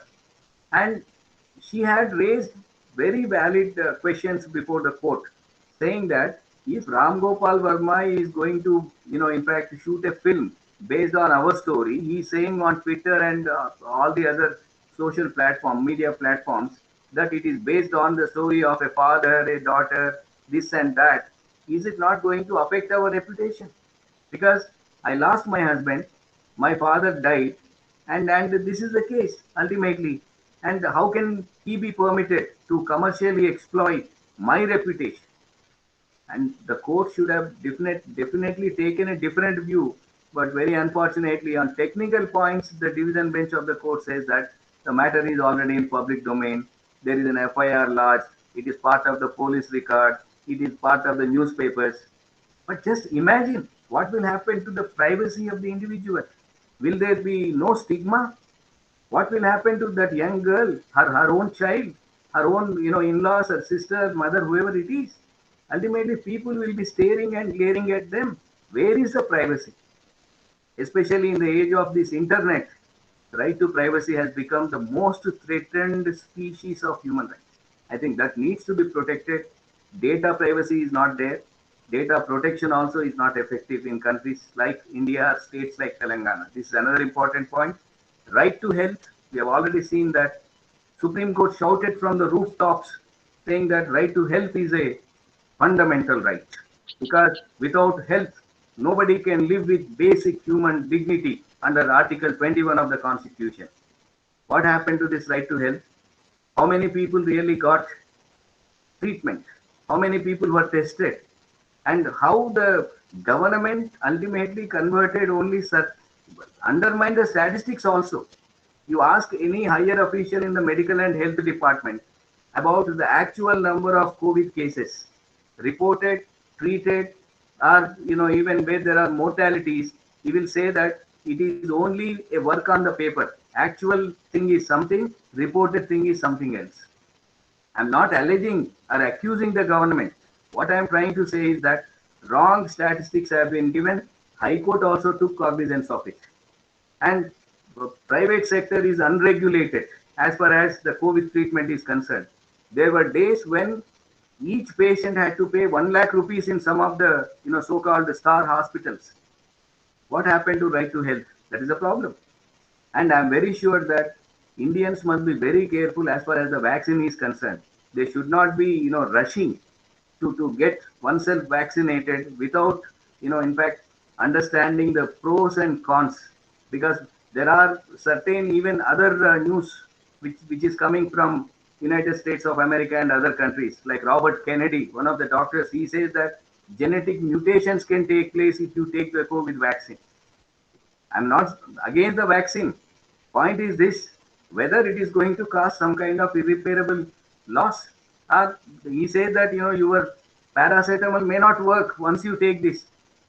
Who knows? We are not medical experts, but right to health is a charge, because actually right to medical care was there in the Universal Declaration of Human Rights. Now it has been replaced with right to health. This is another important aspect. Professor has already joined, therefore I don't want to stand in the way between my teacher and most respected Professor Arugopal sir and the other participants. So I will just take 1 minute to conclude. As far as the human rights are concerned, it is not a thing, a concept to remember only on 10th December every year. I started with this statement, I am closing with the same statement. Human rights have to be recognized, acknowledged, respected, and implemented forever throughout the existence of human life, but along with the human duties also. Blaming the government at all times may not be justified, but at the same time, giving a clean chit to the human beings also is not totally justified, because I think ultimately the perpetrators of human rights violations are human beings only. When they don't discharge their human duties, it results in violation of human rights. That's another important point. So therefore, what I would like to say on this occasion of the Human Rights Day, where the slogan is recover better and stand up for human rights. That is the precise reason why I mentioned something about the COVID situation, requests for not escalating treatment in certain cases and all. Here, probably, the request came from the citizens themselves, not from the government. Therefore, here the people themselves are to be blamed for making such a request. We can't blame that, again, because of their socio-economic condition, they are making such a request. No individual has a right to take away the life of another person. This is another important aspect. So, we sincerely believe, and I sincerely and personally feel that this occasion should be used to refresh our memory with regard to the importance of human rights. కర్ణుడికి కవచ కుండలాలు ఉన్నట్టు ఆ కవచ కుండలాల్ని ఎవరు తీసేసే ప్రయత్నం చేస్తున్నాడు, ఇంద్రుడా లేకపోతే చంద్రుడా అనేది మనం చూసుకోవాల్సిన అవసరం ఉంది. ఒక్కోసారి మన పక్కవాడే తీసేస్తాడు, చాలాసార్లు గవర్నమెంట్ తీసేస్తూ ఉంటుంది. So Karna was very benevolent person. ఆయన దానకర్ణుడు కాబట్టి ఇచ్చేశాడు, ఆ హ్యూమన్ రైట్స్ని ఇచ్చేసాడు అనుకుందాం. మనం అట్లాంటి వాళ్ళం కాకూడదు కూడా, ఎందుకంటే nothing is at the cost of human rights. Human rights violation జరుగుతుందంటే వాళ్ళు ఇంద్రులైనా చంద్రులైనా నరేంద్రులైనా ఎవరైనా ఖచ్చితంగా we have to protest, we have to protect ourselves. So with these few words, I take leave of you. I thank the organizers for giving me this wonderful opportunity.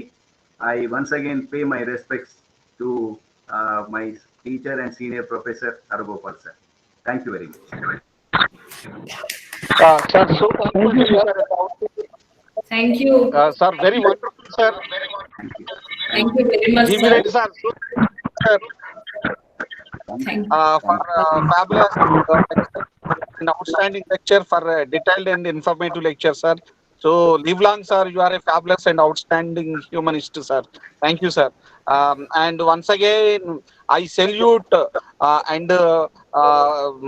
thankful about the set. The legend of human rights encyclopedia, outstanding personality, whatnot, everything synonymous to Professor, the great Professor Haragopal, sir. Sir, I cordially invite you, sir. And at the same time, now we'll take over by Anjani Madam, my sister. Thank you. Okay, thank you, GB Reddy Garu, for sharing your insights on human rights and world peace. Human rights achieve చేస్తేనే, అవి protect చేస్తేనే world peace achieve. World peace is achieved when the human rights are protected అని చాలా బాగా చెప్పారు. అసలు మీరు ఎన్ని ఉదాహరణలు కేస్ స్టడీస్ మెన్షన్ చేశారంటే అంత వాస్ట్ నాలెడ్జ్, చాలా మంచి అవకాశం దొరికింది మాకు అందరికి వినడానికి. విమెన్ రైట్స్ కోసం మాట్లాడారు, దాంట్లో స్టేట్మెంట్ లోనే మెన్ ఉంటే దాన్ని మార్చారు, హ్యూమన్ బీయింగ్స్ అని మార్చడం వల్ల విమెన్ రైట్స్ ని ప్రొటెక్ట్ చేయడం. ఈవెన్ చిల్డ్రన్ రైట్స్ గురించి కూడా మాట్లాడారు, నందిని కేసు మెన్షన్ చేశారు. రేషియల్ డిస్క్రిమినేషన్ గురించి, వాళ్ళ రైట్స్ గురించి మాట్లాడారు. స్లేవరీ గురించి కూడా మీరు మాట్లాడారు. మళ్ళీ విలియం అసాంజే 10 years నుంచి ఉన్నాడు, జస్ట్ ఇన్ఫర్మేషన్ రివీల్ చేస్తా అన్నందుకు. ఇట్లాంటి కేసెస్ అన్ని, జార్జ్ ఫ్రాయిడ్ నుంచి చాలా కేసెస్, చాలా ఎగ్జాంపుల్స్. ఎస్పెషల్లీ కేరళలో ఒక అమ్మాయి మ్యారేజ్ చేసుకోవడానికి రిలీజియన్ మారడం వల్ల హైకోర్టు దాన్ని ఫన్ అన్నారు. You are so open and sincere and dynamic also. అది సుప్రీం కోర్టు దాన్ని మళ్ళీ ఎట్లా రిజెక్ట్ చేసింది. Every person has the right to marital age లో ఉన్న వాళ్ళు, మ్యారేజ్ ఏజ్ లో ఉన్న వాళ్ళు చేసుకోవచ్చు వాళ్ళకి నచ్చిన విధంగానే, చాలా స్పష్టంగా చెప్పారు. ఇన్ని మంచి విషయాలు చెప్పినందుకు thank you so much sir. Now it's time for our next esteemed speaker Haragopal గారు. Welcome sir. ఒక చిన్న ఇన్సిడెంట్ చెప్తాను నేను హరగోపాల్ గారి గురించి చెప్పే ముందు. 96-97 ప్రాంతంలో ఒకసారి నేను ఆర్ట్స్ కాలేజ్, నేను ఓయి క్యాంపస్ లో ఉన్నప్పుడు ఆర్ట్స్ కాలేజ్ వెళ్తే స్టూడెంట్స్ అందరు చాలా గుంపులుగా ఆర్ట్స్ కాలేజ్ లోకి వెళ్తున్నారు. ఎట్లా వెళ్తున్నారు అంటే, Chiranjeevi cinema first day release అయితే యూత్ అంతా ఎట్లా వెళ్లే వాళ్ళు ఆ కాలంలో వెళ్తున్నారు. ఎందుకు వెళ్తున్నారు ఇంత బాగా అని చూస్తే, హరగోపాల్ గారి స్పీచ్ 57 లో ఉంది. సో మాకు అప్పుడు అర్థమైంది, ఓహో ఇంత క్రేజ్ ఉంది అంటే, అంత మంచిగా విషయాలు చెప్పే స్పీకర్ అని. I want to tell you few words about Haragopal Garu on this occasion. As per my knowledge, presently Professor Haragopal is currently visiting professor at Bangalore National Law School of India University, teaching the students of master's program in public policy. Earlier he worked at the University of Hyderabad. I know him very well in those days. He had set the Center for Human Rights at the University of Hyderabad and was editor of Indian Journal of Human Rights. He is a visiting professor to Delhi University, Indian Institute of Advanced Studies, Simla, and Northeast University. Sir visited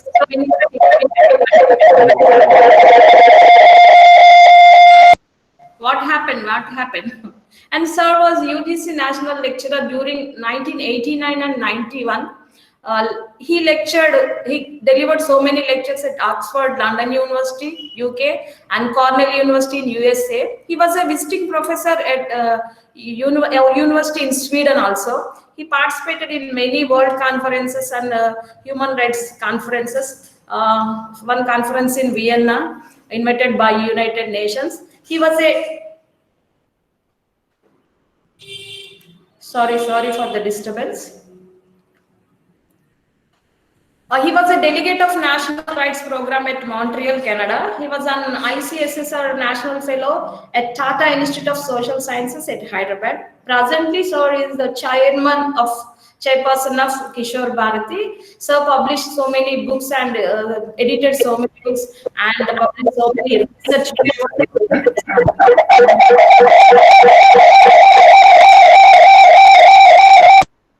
Someone is creating some disturbance.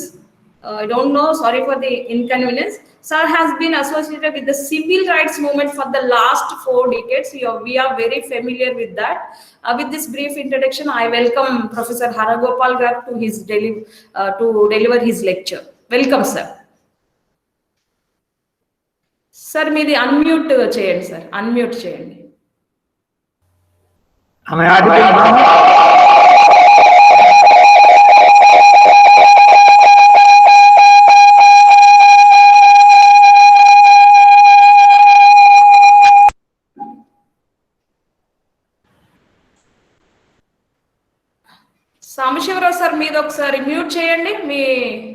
Me audio mute చేయండి. హరగోపాల్ గారు మీద ఒకటి ఇప్పుడు unmute చేయండి. ఎక్కడి నుంచి వస్తుందా disturbance? మీరు మ్యూట్ లోనే ఉన్నారు సార్, ఒకసారి అన్మ్యూట్ చేసి చూడండి.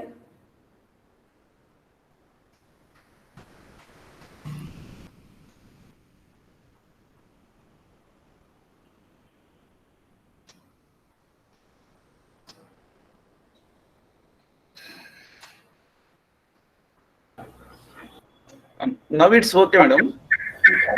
Am I audible, ma'am?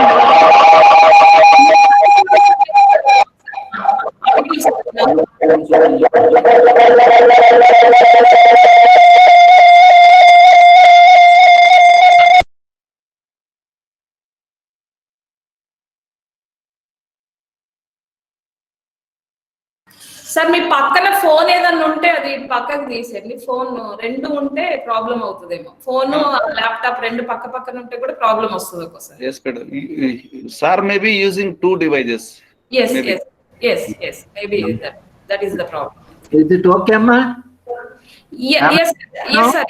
It is very clear now. It's okay. You can continue. Okay. Thank you, sir. Thank you. And welcome.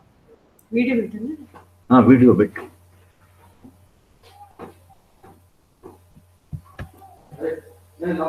Video ఇక్కడ ఉంది కదా madam? Yes, now it is very clear, sir. You can start your speech. Then Sukumar, ఇది తెలుగులో మాట్లాడాలా ఇంగ్లీష్లో అమ్మా? Telugu sir, both sir. Comfortable Telugu. Okay. ఇవాళ 1948లో మానవ హక్కుల ముసాయిదా అంగీకరించబడినటువంటి రోజు ఇది. మనందరము ఒక రకంగా సంతోషించవలసిన సమయం ఇది. అలాగే మనమందరం కొంచెం బాధపడవలసిన కాలం కూడా ఇది. మానవ హక్కుల ముసాయిదా ఏ సమాజాన్ని, ఏ ప్రపంచాన్ని వాగ్దానం చేసిందో ఆ ప్రపంచం వైపు కానీ, ఆ వాగ్దానం వైపు కానీ మనం వెళ్ళలేకపోయాం. ఇవాళ ప్రపంచము సంక్షోభంలో ఉంది. మానవ హక్కులు చాలా ప్రమాదంలో ఉన్నాయి. ఈ మానవ హక్కులు ప్రమాణాలు, మానవ హక్కులు ఏవైతే ఆ రోజు మనం అంగీకరించామో ఆ మానవ హక్కులు ఏమవుతాయి అనేటువంటి సమస్య మనందరం ఎదుర్కొంటున్నాం. కనుకనే మానవ హక్కుల దినాన్ని మనం జరుపుకోవడము, మళ్ళీ ఒకసారి చరిత్రను గుర్తు చేసుకోవడము, ఏ చారిత్రక సందర్భంలో మానవ హక్కుల ముసాయిదా అంగీకరింపబడిందో ఆ సందర్భాన్ని కూడా గుర్తు చేసుకొని మళ్ళీ మనము మానవ హక్కుల్ని గత స్ఫూర్తితో పునరుద్ధరించుకోగలమా, ఒక మానవ హక్కులతో కూడినటువంటి సమాజ నిర్మాణం చేయగలమా అనే మనందరము ఆలోచించవలసినటువంటి సమయం ఇది. కనుకనే మనం ఇవాళ ఈ వెబినార్లో మానవ హక్కులు ఎలా వచ్చాయి, దాని చారిత్రక సందర్భం ఏమిటి, గత 60-70 ఏళ్ళుగా ఏం జరిగింది, ఎందుకు మానవ హక్కుల ఒక రకంగా సంక్షోభం, అంటే మానవ హక్కులు విస్తృతి పెరిగింది. ఇవాళ మానవ హక్కుల నిర్వచనం కానీ, మానవ హక్కుల యొక్క అంటే దాని పరిధి కానీ చాలా పెరిగింది. కానీ మౌలికమైన మానవ హక్కులు ఏవైతున్నాయో అవి ప్రపంచవ్యాప్తంగా అమెరికాతో సహా ఇవాళ హక్కుల యొక్క భవిష్యత్తు ఏమిటి అనేటువంటి ప్రశ్న మనం ఎదుర్కొంటున్నాం. అంటే ఏం జరిగింది, ఎందుకు ఇలా జరిగింది, మనం ఏం చేయాలి అనేది ప్రధానంగా నా ఈ వెబినార్లో ప్రధానమైనటువంటి అంటే నా ఫోకస్ కూడా దాని మీదే ఉంటుంది. అంటే మానవ హక్కుల భావన రావడానికి చారిత్రకంగా మనము చరిత్రలో 13వ శతాబ్దానికి వెళ్ళిపోతాం. 13వ శతాబ్దంలో మ్యాగ్నా కార్టా ఏదైతే బ్రిటన్లో భూస్వాములకి తర్వాత అప్పటి రాజ్యానికి మధ్యన కుదిరినటువంటి ఒక ఒప్పందం. కానీ మొట్టమొదటిసారిగా మొత్తంగా రాజ్యానికి అధికారం ఉంటుందని, రాజ్యము ఏదైనా చేయొచ్చునని, సంపూర్ణమైన రాజ్యాధికారం ఉండి ప్రజలు కేవలం రాజ్యం చెప్పిందే వినాలి అనేటువంటి భావన నుండి మనము పౌరులము అనేటువంటి భావన, అప్పటికి ఇంకా పౌరులు అనే భావన రాలే, కానీ క్రమక్రమంగా పౌరుడు అంటే ఫ్రమ్ సబ్జెక్ట్ టు సిటిజన్ అంటాం. అంటే మనము పౌరులయ్యేటువంటి క్రమం ఒకటి ఉంది. మనం పౌరులైన తర్వాత రాజ్యాలు తమ ఇష్టం వచ్చినట్టుగా మనకుతో ప్రవర్తించడానికి లేదు. మనకంటూ ఒక ఆత్మగౌరవం ఉంటుంది, ఒక డిగ్నిటీ ఉంటుంది, మనకంటూ హక్కులు ఉంటాయి. పౌరుడుగా మనకు స్వేచ్ఛ ఉంటుంది, మాట్లాడే స్వేచ్ఛ ఉంటుంది, సంఘాలు పెట్టుకునే స్వేచ్ఛ ఉంటుంది అనేటువంటిది ఏదైతుందో అది రావడానికి చాలా కాలం పట్టింది. కనుక మీరు 13వ శతాబ్దం నుంచి మీరు 18వ శతాబ్దానికి వస్తే మీరు ఫ్రెంచ్ రెవల్యూషన్ కానీ, అమెరికన్ సివిల్ వార్ కానీ, డచ్ డిక్లరేషన్ కానీ, ఆ మానవ హక్కుల భావన సుసంపన్నం అవుతొచ్చింది. కనుక మీకు ఫ్రెంచ్ రెవల్యూషన్ ఒక 3 ఉదాత్తమైన లిబర్టీ, ఈక్వాలిటీ, ఫ్రెటర్నిటీ అనేటువంటి 3 ఉదాత్త భావనలని అది ప్రసవించింది. అది మానవ సమాజానికి, మానవ నాగరికతకి ఫ్రెంచ్ రెవల్యూషన్ అందించినటువంటి నూతన విలువలు ఏవైతున్నాయో, అలాగే అమెరికన్ సివిల్ వార్లో డిస్క్రిమినేషన్ పోవాలని, వివక్ష పోవాలని, తర్వాత నల్లవాళ్ళు కానీ తెల్లవాళ్ళు కానీ సమానమని అంగీకరించబడినటువంటి కాలం అది. కాబట్టి అమెరికా కూడా ఒక రకంగా డిస్క్రిమినేషన్, వివక్ష మనుషుల మధ్యన ఉండకూడదు అనేటువంటి ఒక విలువని మానవ నాగరికతకి అందించింది. అట్లా భిన్నమైనటువంటి ఉద్యమాల నుంచి, భిన్నమైన పోరాటాల నుంచి మనుషులు తాము స్వేచ్ఛగా బ్రతకాలి అనేటువంటి ఒక ఆశయం నుంచి, ఆకాంక్ష నుంచి మీకు మానవ హక్కుల భావన అది పెరుగుతూ విస్తృతి చెందుతూ అది వచ్చింది. కనుక ఇది మనము ఈ బ్యాక్గ్రౌండ్ మనం గుర్తుపెట్టుకోవాలి.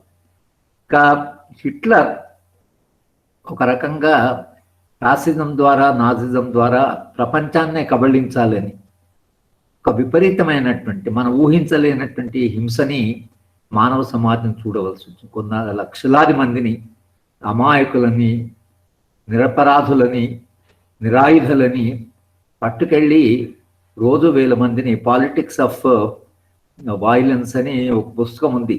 దాంట్లో వాళ్ళు నిజానికి హిట్లరు చేసినటువంటి ఆ రోజు దుర్మార్గం అంటే, ఆ రోజు ఎవరైతే అంటే ఈ మనుషులను చంపారో, హిట్లరు ఆర్డర్స్ మీద లక్షలాది మందిని చంపినటువంటి వాళ్ళు బ్రతుకున్న వాళ్ళని ఇంటర్వ్యూ చేశారు.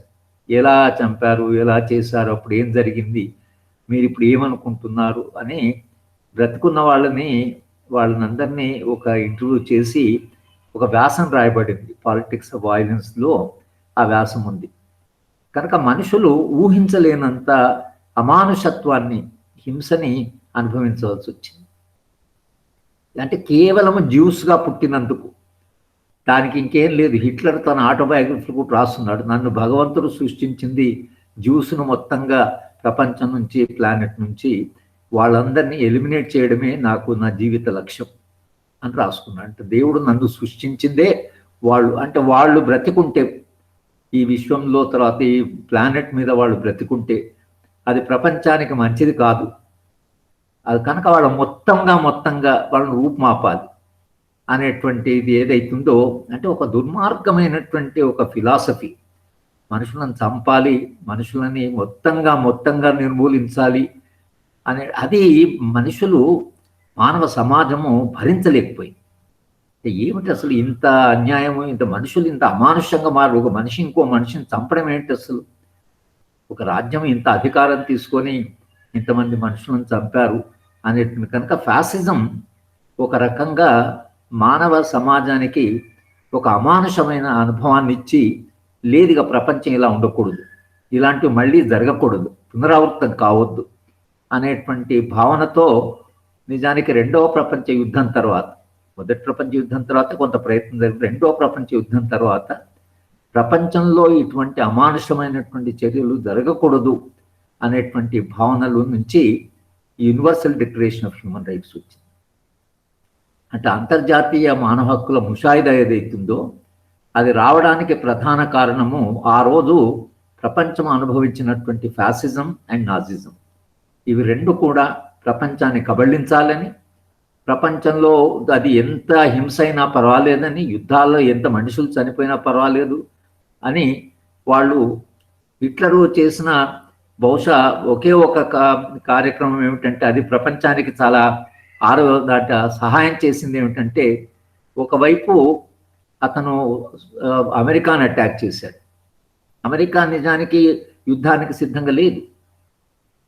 ఈ మధ్యన ఒక సినిమా కూడా వచ్చింది చర్చిల్ మీద. చర్చిలో ప్రజల దగ్గరికి వెళ్ళి అడుగుతాడు, మనం ఏం చేద్దాం, యుద్ధంలో జాయిన్ అవుదామా వద్దా, లేక హిట్లర్కు సరెండర్ అవుదామా అంటే, ప్రజలు మన స్వేచ్ఛ మనది, మన గౌరవాన్ని మనం కాపాడుకోవాలి, తప్పకుండా మనం యుద్ధంలో పాల్గొనవలసిందే అని ఆయన ట్రైన్లలో ప్రయాణం చేసి అనానిమస్గా జనానికి తెలియకుండా తానే చర్చిలో జనాన్ని అడుగుతాడు ఏం చేద్దామని.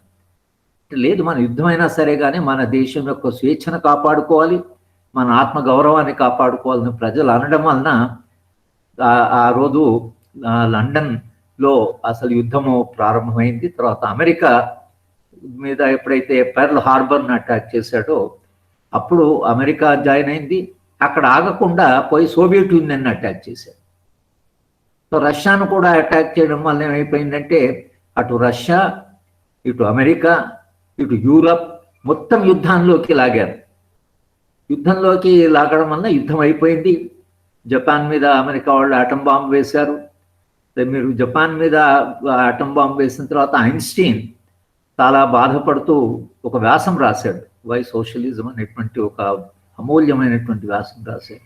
మానవ సమాజాన్ని మనం ఎలా రక్షించాలి, మానవ సమాజంలో మళ్ళీ యుద్ధాలు జరగకుండా యుద్ధం లేని ప్రపంచాన్ని మనం సృష్టించలేమా అనేటువంటి ఒక భావన ఏదైతుందో అది ఆయన ఆ రోజు ఒక అంటే Einstein died as a very sad man, బాగా బాధపడుతూ చనిపోయాడు.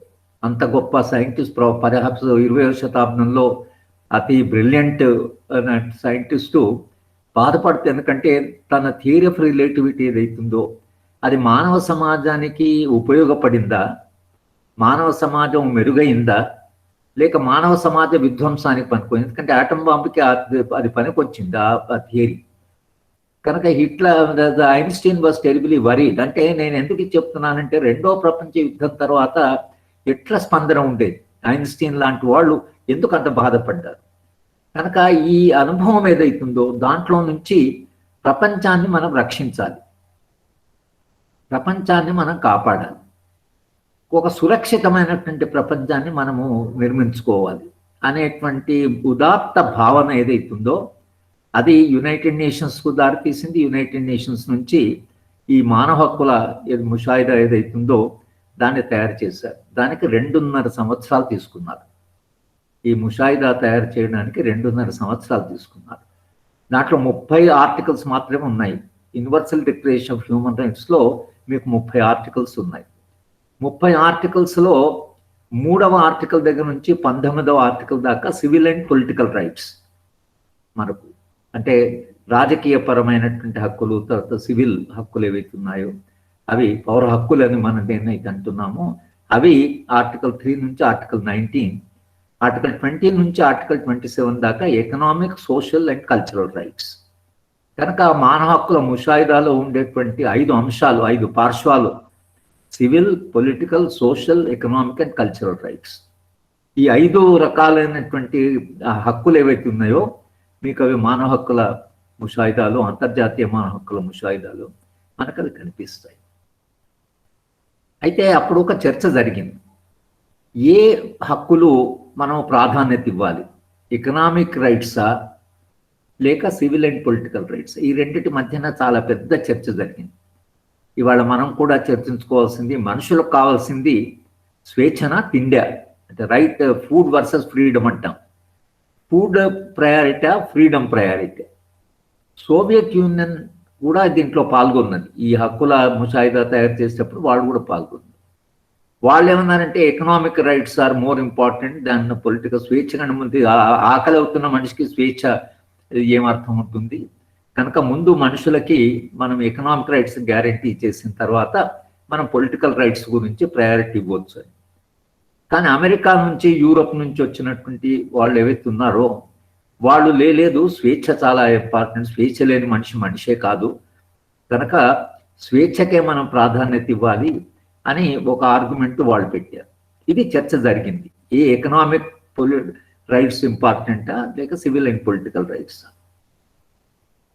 మనము ఏమంటాం, ఈ చర్చ ఎంత దాకా పోయిందంటే ఇది ఒక టెన్షన్, అంటే ఇంట్రిన్సిక్ టెన్షన్ అంటాం మనం ఆ రైట్స్ దాంట్లో.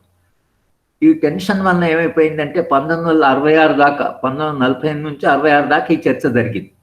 ఏ రైట్స్ ఇంపార్టెంట్, ప్రయారిటీ ఏ రైట్స్కి ఇవ్వాలి, ఏ హక్కులకు ప్రయారిటీ ఇవ్వాలి. అది అయిన తర్వాత దానికి ఏమైందంటే 1966లో international covenant on social and economic rights, civil and political rights ఒకటి, international covenant and social cultural economic rights ఒకటి. ఇవి రెండు డిక్లరేషన్స్ అవి 1976లో అడాప్ట్ చేశారు. 1966లో అడాప్ట్ చేసి 1976లో వాటిని అమలు చేశారు.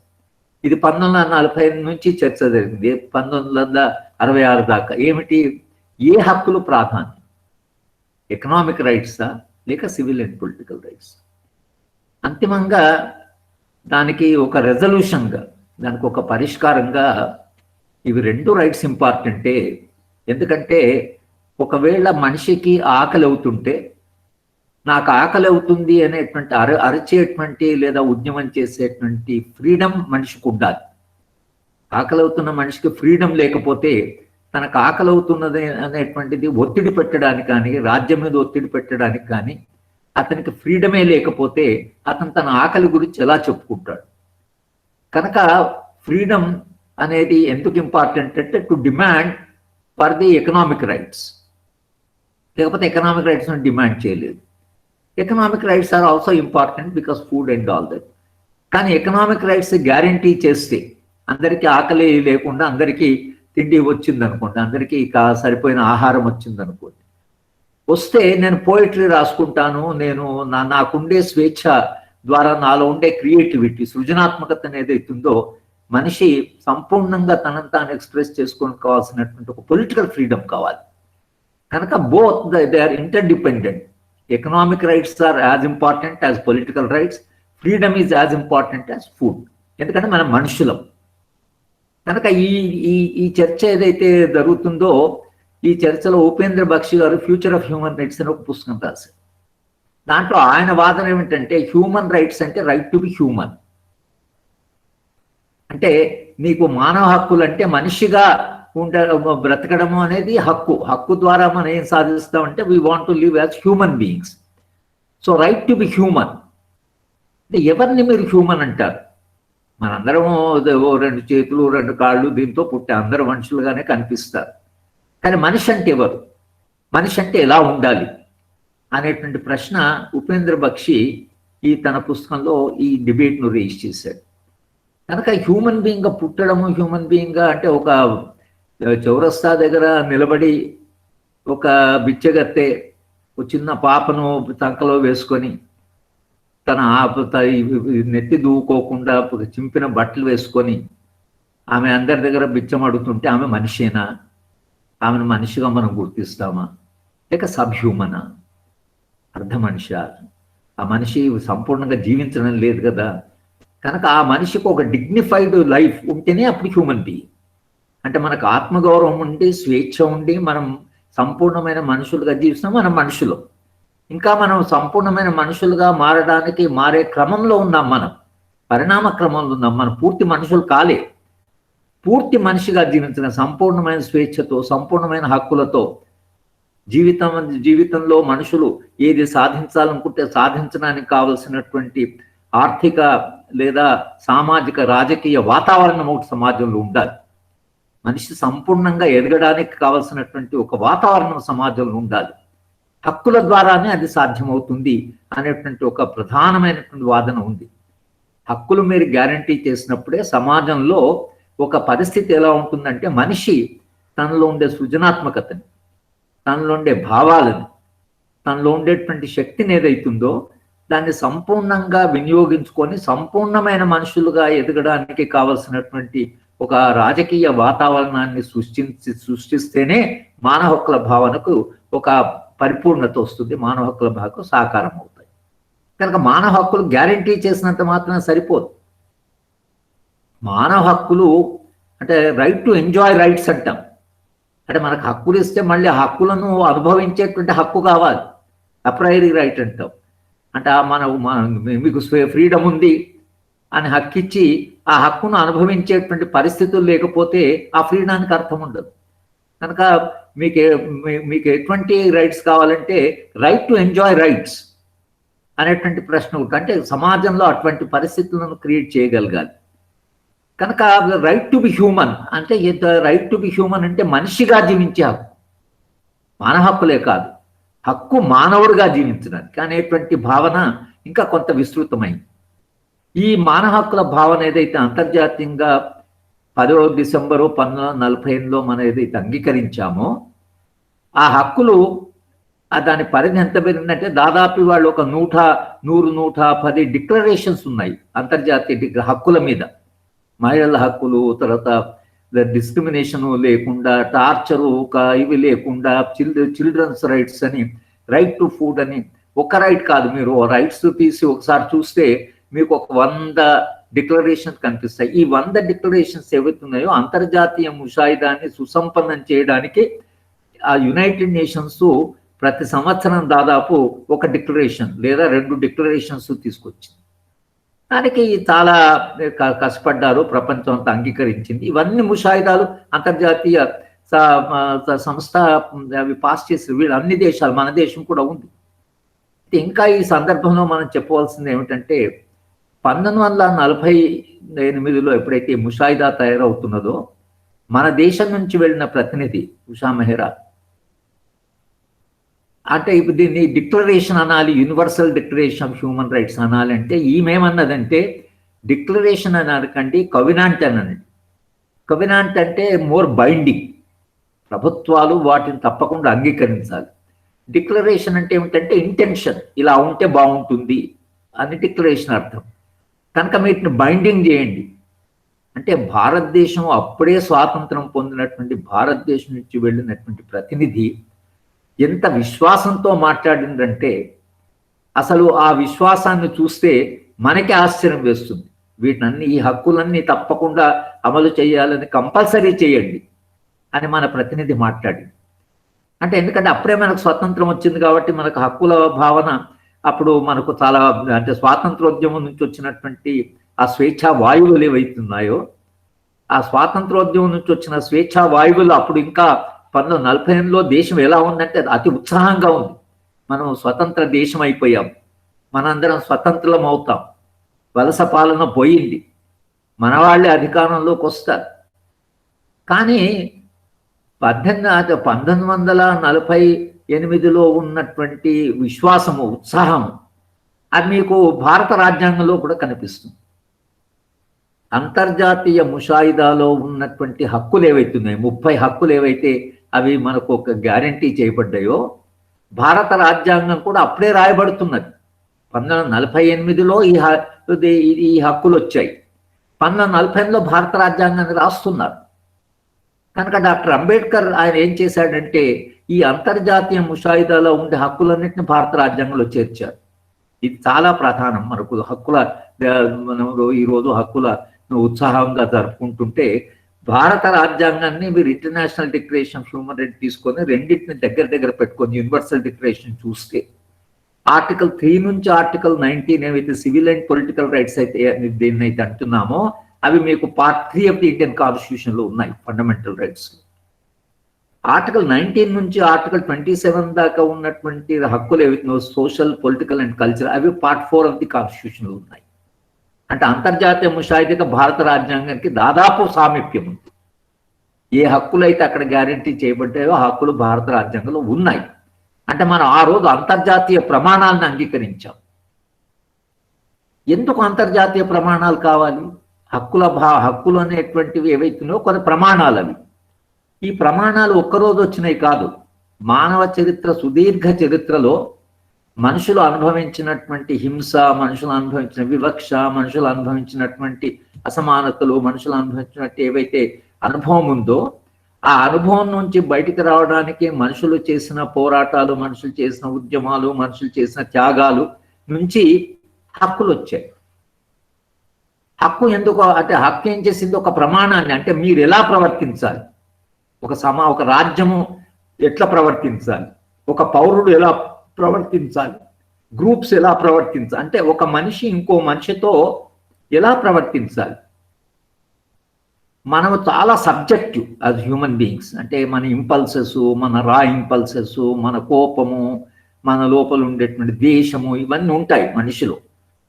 కానీ మన ప్రవర్తన ఎప్పుడు మారుతుందంటే మనకంటూ మనం కొన్ని ప్రమాణాలు పెట్టుకొని, నేను ఇలా ప్రవర్తించకూడదు, నేను కొంత మారల్గా ఉండాలి, నేను కాస్త ఫ్రీగా ఉండాలి, నేను అతన్ని గౌరవించాలి, అందరు మనుషులు గౌరవించబడిన, అందరూ మనుషులే అనేటువంటి ప్రమాణాన్ని నాకు నేను పెట్టుకున్నప్పుడు నా ప్రవర్తన ఒకవేళ ఆ ప్రమాణాలకు అంటే అనుగుణంగా లేనప్పుడు నేనేం చేస్తానంటే, అరే నేను ఇలా ప్రవర్తిస్తున్నాను, నేను ఇంకా చాలా నా ప్రవర్తన మార్చుకోవాలి, నేను ఇంకా చాలా మారాలి, నేను మీ ఇతరుల హక్కులను కూడా గౌరవించాలి, మనుషులందరినీ గౌరవించాలి అనేటువంటి చైతన్యం ఏదైతుందో అది మీకు ప్రమాణాలు లేకపోతే రాదు. మనుషులు తమకు తాము ప్రమాణాలు పెట్టుకున్నప్పుడే తమ ప్రవర్తన కొంత పరిణితిలో ఉంటుంది. లేకపోతే చాలా సబ్జెక్టుగా కొంత మనుషులు మనం చూస్తుంటాం, వాళ్ళు ఎట్లా పడితే అట్లా మాట్లాడుతుంటారు, ఎట్లా పట్ల ప్రవర్తిస్తుంటారు, ఇతరుల పట్ల చాలా దుర్మార్గంగా ఉంటారు, లేకపోతే మనుషులను ద్వేషిస్తారు, చూసే మనిషిని తక్కువ చూస్తారు. ఇవన్నీ మనిషికి ఇంపల్సివ్.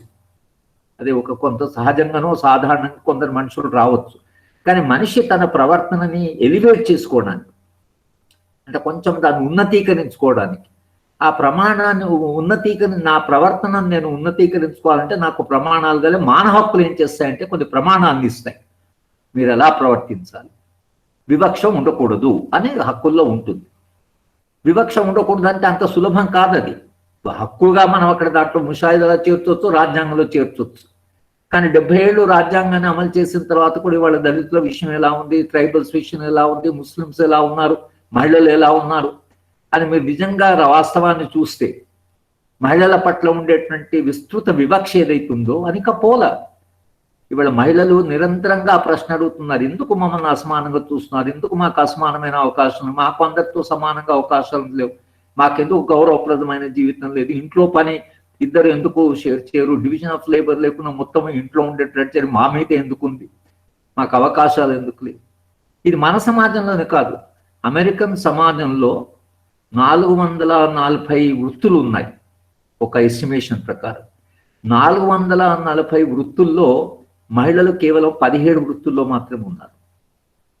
ఆ 17 వృత్తులు ఏమిటి?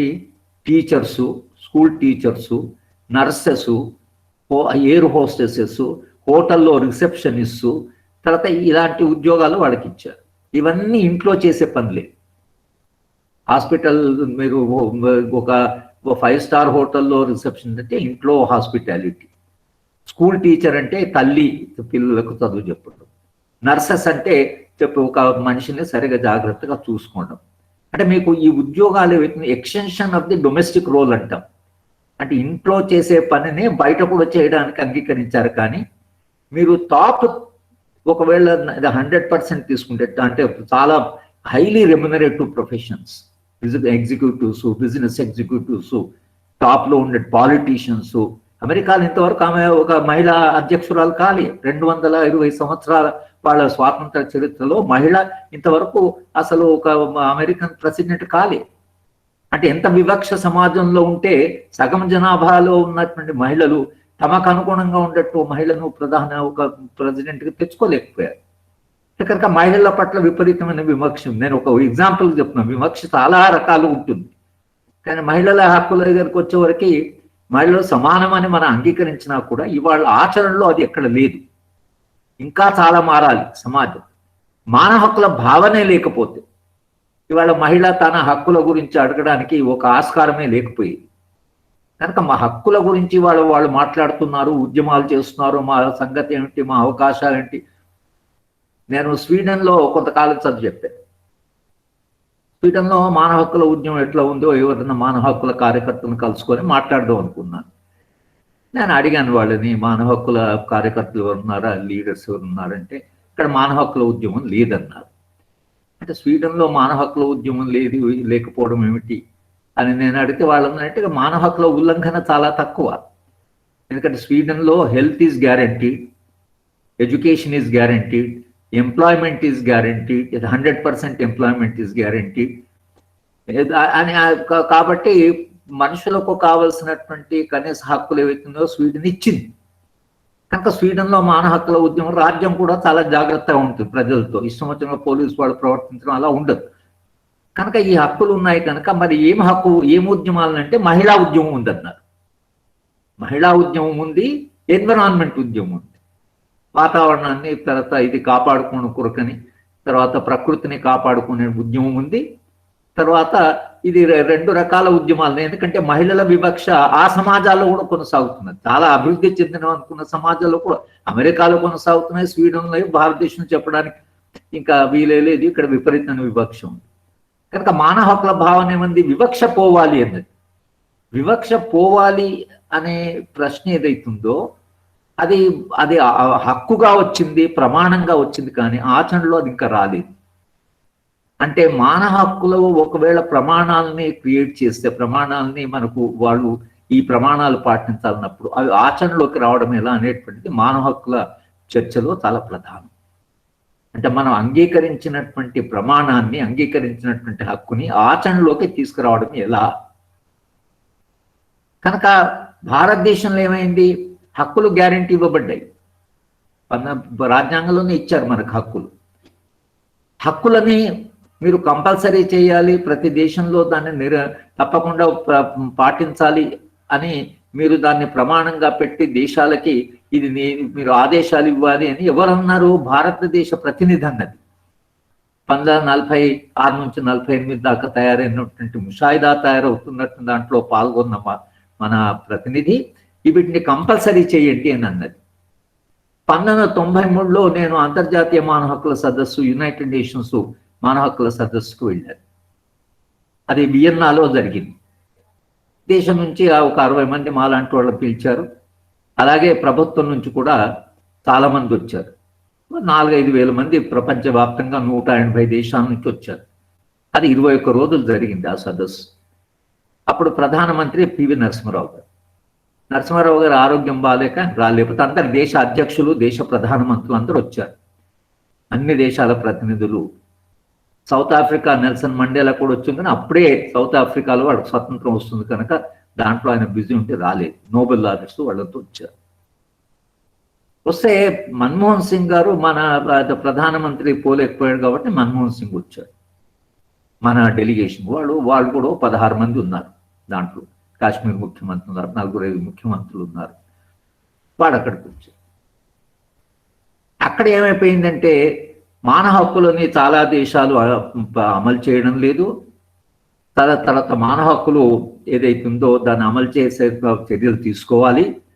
కనుక అభివృద్ధి చెందిన దేశాలు, అభివృద్ధి చెందుతున్న దేశాలకి ఒకవేళ సహాయం ఏదైనా చేయాలంటే వాళ్ళ దేశంలో మానవ హక్కుల ప్రమాణాలు సరిగ్గా ఉంటేనే మీరు అంతర్జాతీయమైనటువంటి సహకారం చేయాలి అనేటువంటి ఒక చర్చ జరిగింది.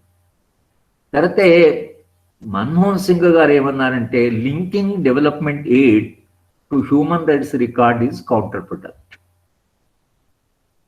అదే కాకుండా వీళ్ళు ఏం అక్కడ ఆర్గ్యూ చేయడం మొదలుపెట్టారంటే ఈ అంతర్జాతీయ ప్రమాణాలు మాకు సరిపడవు, మా దేశాల్లో ఉండే పరిస్థితిలో మేము ఈ ప్రమాణాలన్నింటినీ మేము అంటే మేము అమలు చేయలేము, మా పరిస్థితి ఇంకా చాలా మేము ఇప్పుడే అభివృద్ధి చెందుతున్నాం.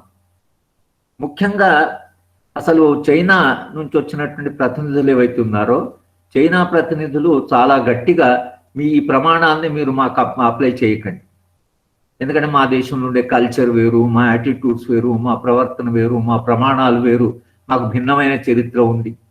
1948లో అంగీకరించిన ఇవే దేశాలు 1993కు వచ్చే వరకు ఈ ప్రమాణాలు మాకు వద్దాయి.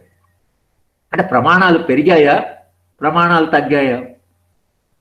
ప్రమాణాలు నిజానికి మేము ఆచరణ చేయలేమంటే మీకు 1948లో ఆ మాట అనాలి కదా, మేము ఇప్పుడే అభివృద్ధి చెందుతున్నాం, మాకు ఇప్పుడే స్వాతంత్రం వచ్చింది, మీరు ఈ ప్రమాణాలు మాకు పెట్టకండి అని అట్లా అనులా.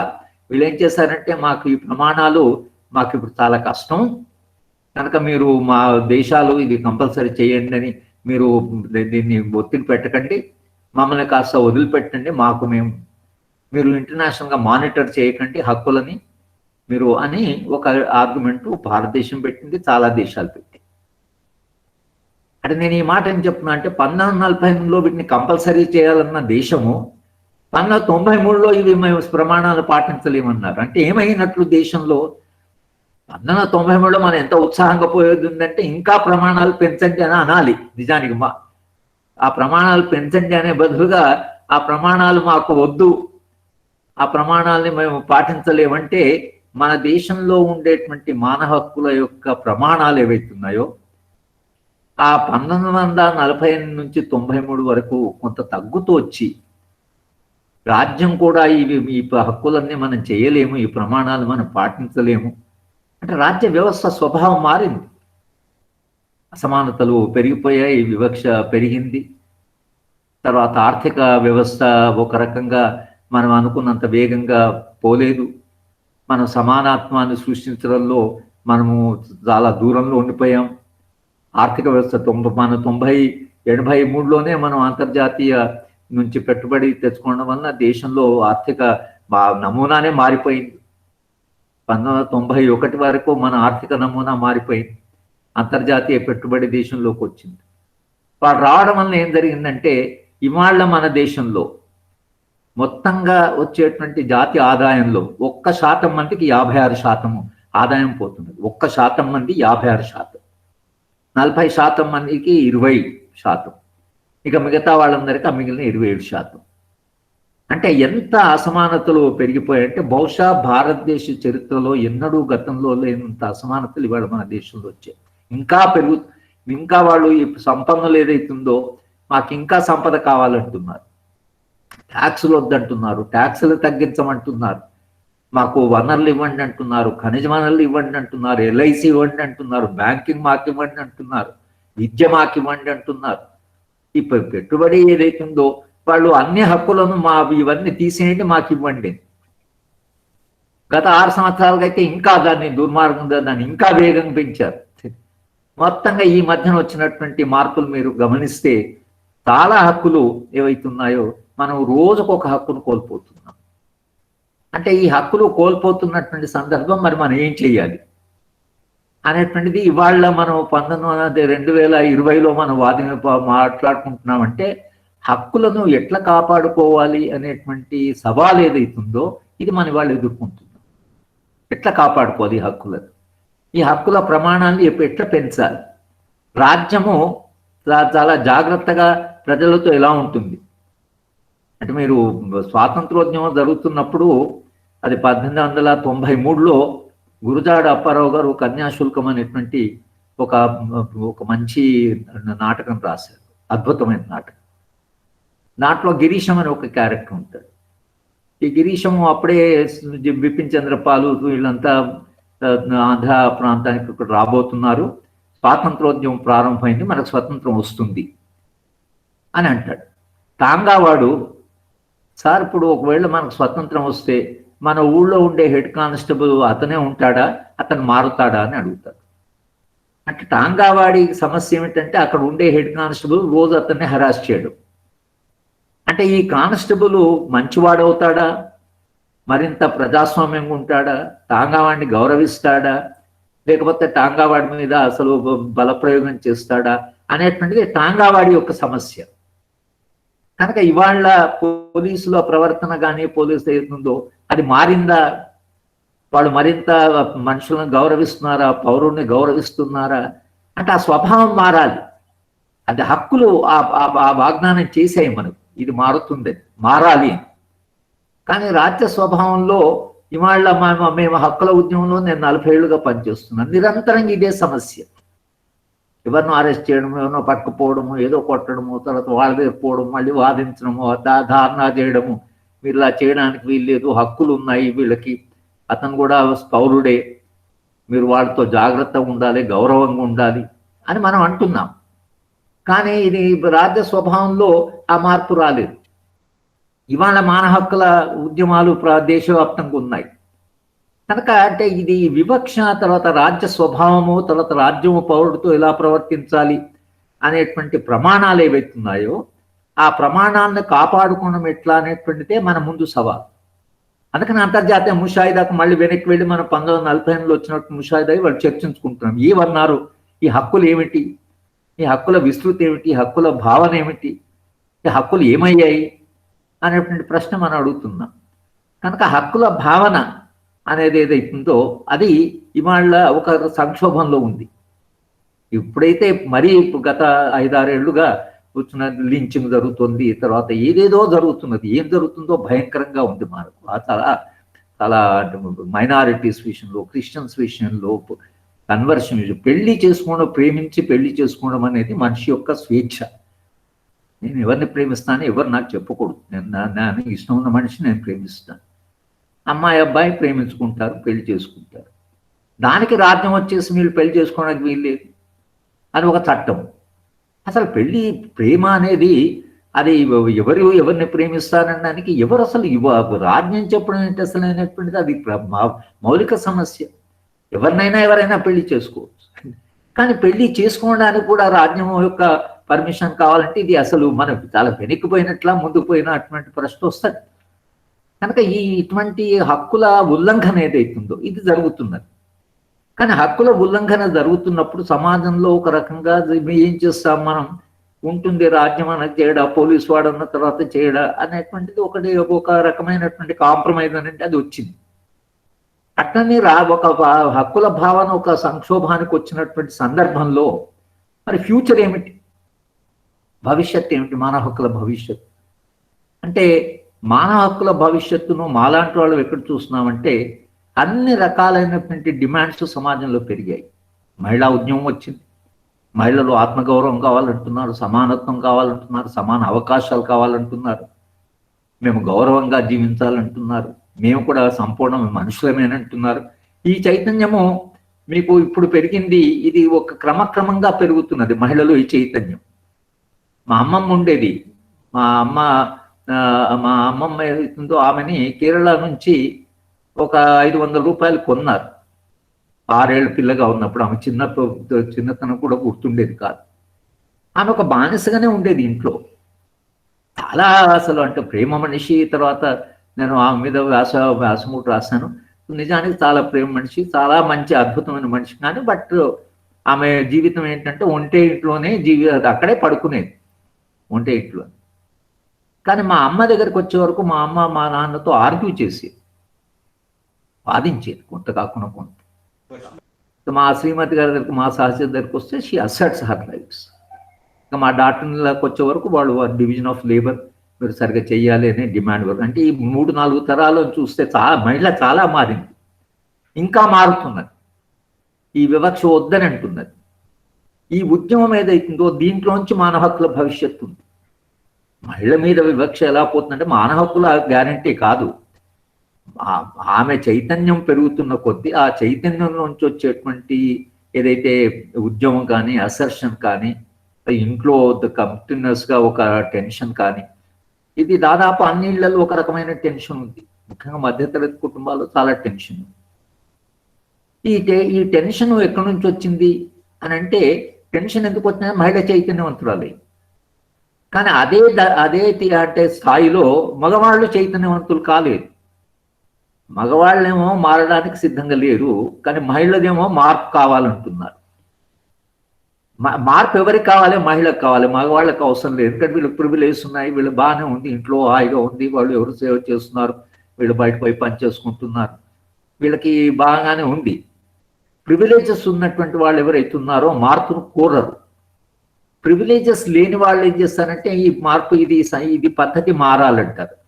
ఈ మారాలి అనేటువంటి దాంట్లో నుంచి హక్కులు వస్తాయి, అక్కడి నుంచి హక్కు ఆచరణలోకి వస్తుంది. అలాగే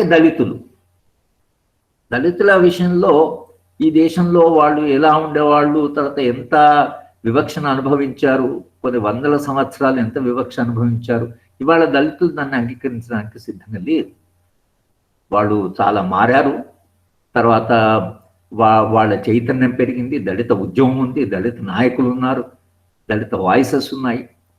దళితుల హక్కుల విషయంలో కూడా చాలా చట్టాలు వచ్చాయి. నిజానికి ఆర్టికల్ 17లో అబాలిషన్ ఆఫ్ అన్టచబిలిటీ ఉంది. అస్పృశ్యతను మనం పూర్తిగా రద్దు చేశాం. రాజ్యాంగంలో ఉంది, కానీ రద్దు కాలేదు. నేనేమంటున్నా అంటే హక్కుల ప్రమాణం ఏదైతుందో ప్రమాణానికి సమాజంలో ఉండేటువంటి వాస్తవానికి మధ్యన ఒక అంతరం ఉన్నది. కనుక దళితులు ఇవాళ ఏమంటున్నారంటే మా హక్కులు బాబాసాహెబ్ అంబేద్కర్ రాసిన రాజ్యాంగం అది. కనుక ఆర్టికల్ 7లో ఆయన పూర్తి రద్దే చేసేసాడు. అన్టచబిలిటీ ఏ ఫామ్లో ఉన్నా, అది ఏ రకంగా ప్రాక్టీస్ చేసినా అది ఇల్లీగల్, ఈజ్ అన్లాఫుల్, అన్కాన్స్టిట్యూషనల్, చేయకూడదు హక్కుగా.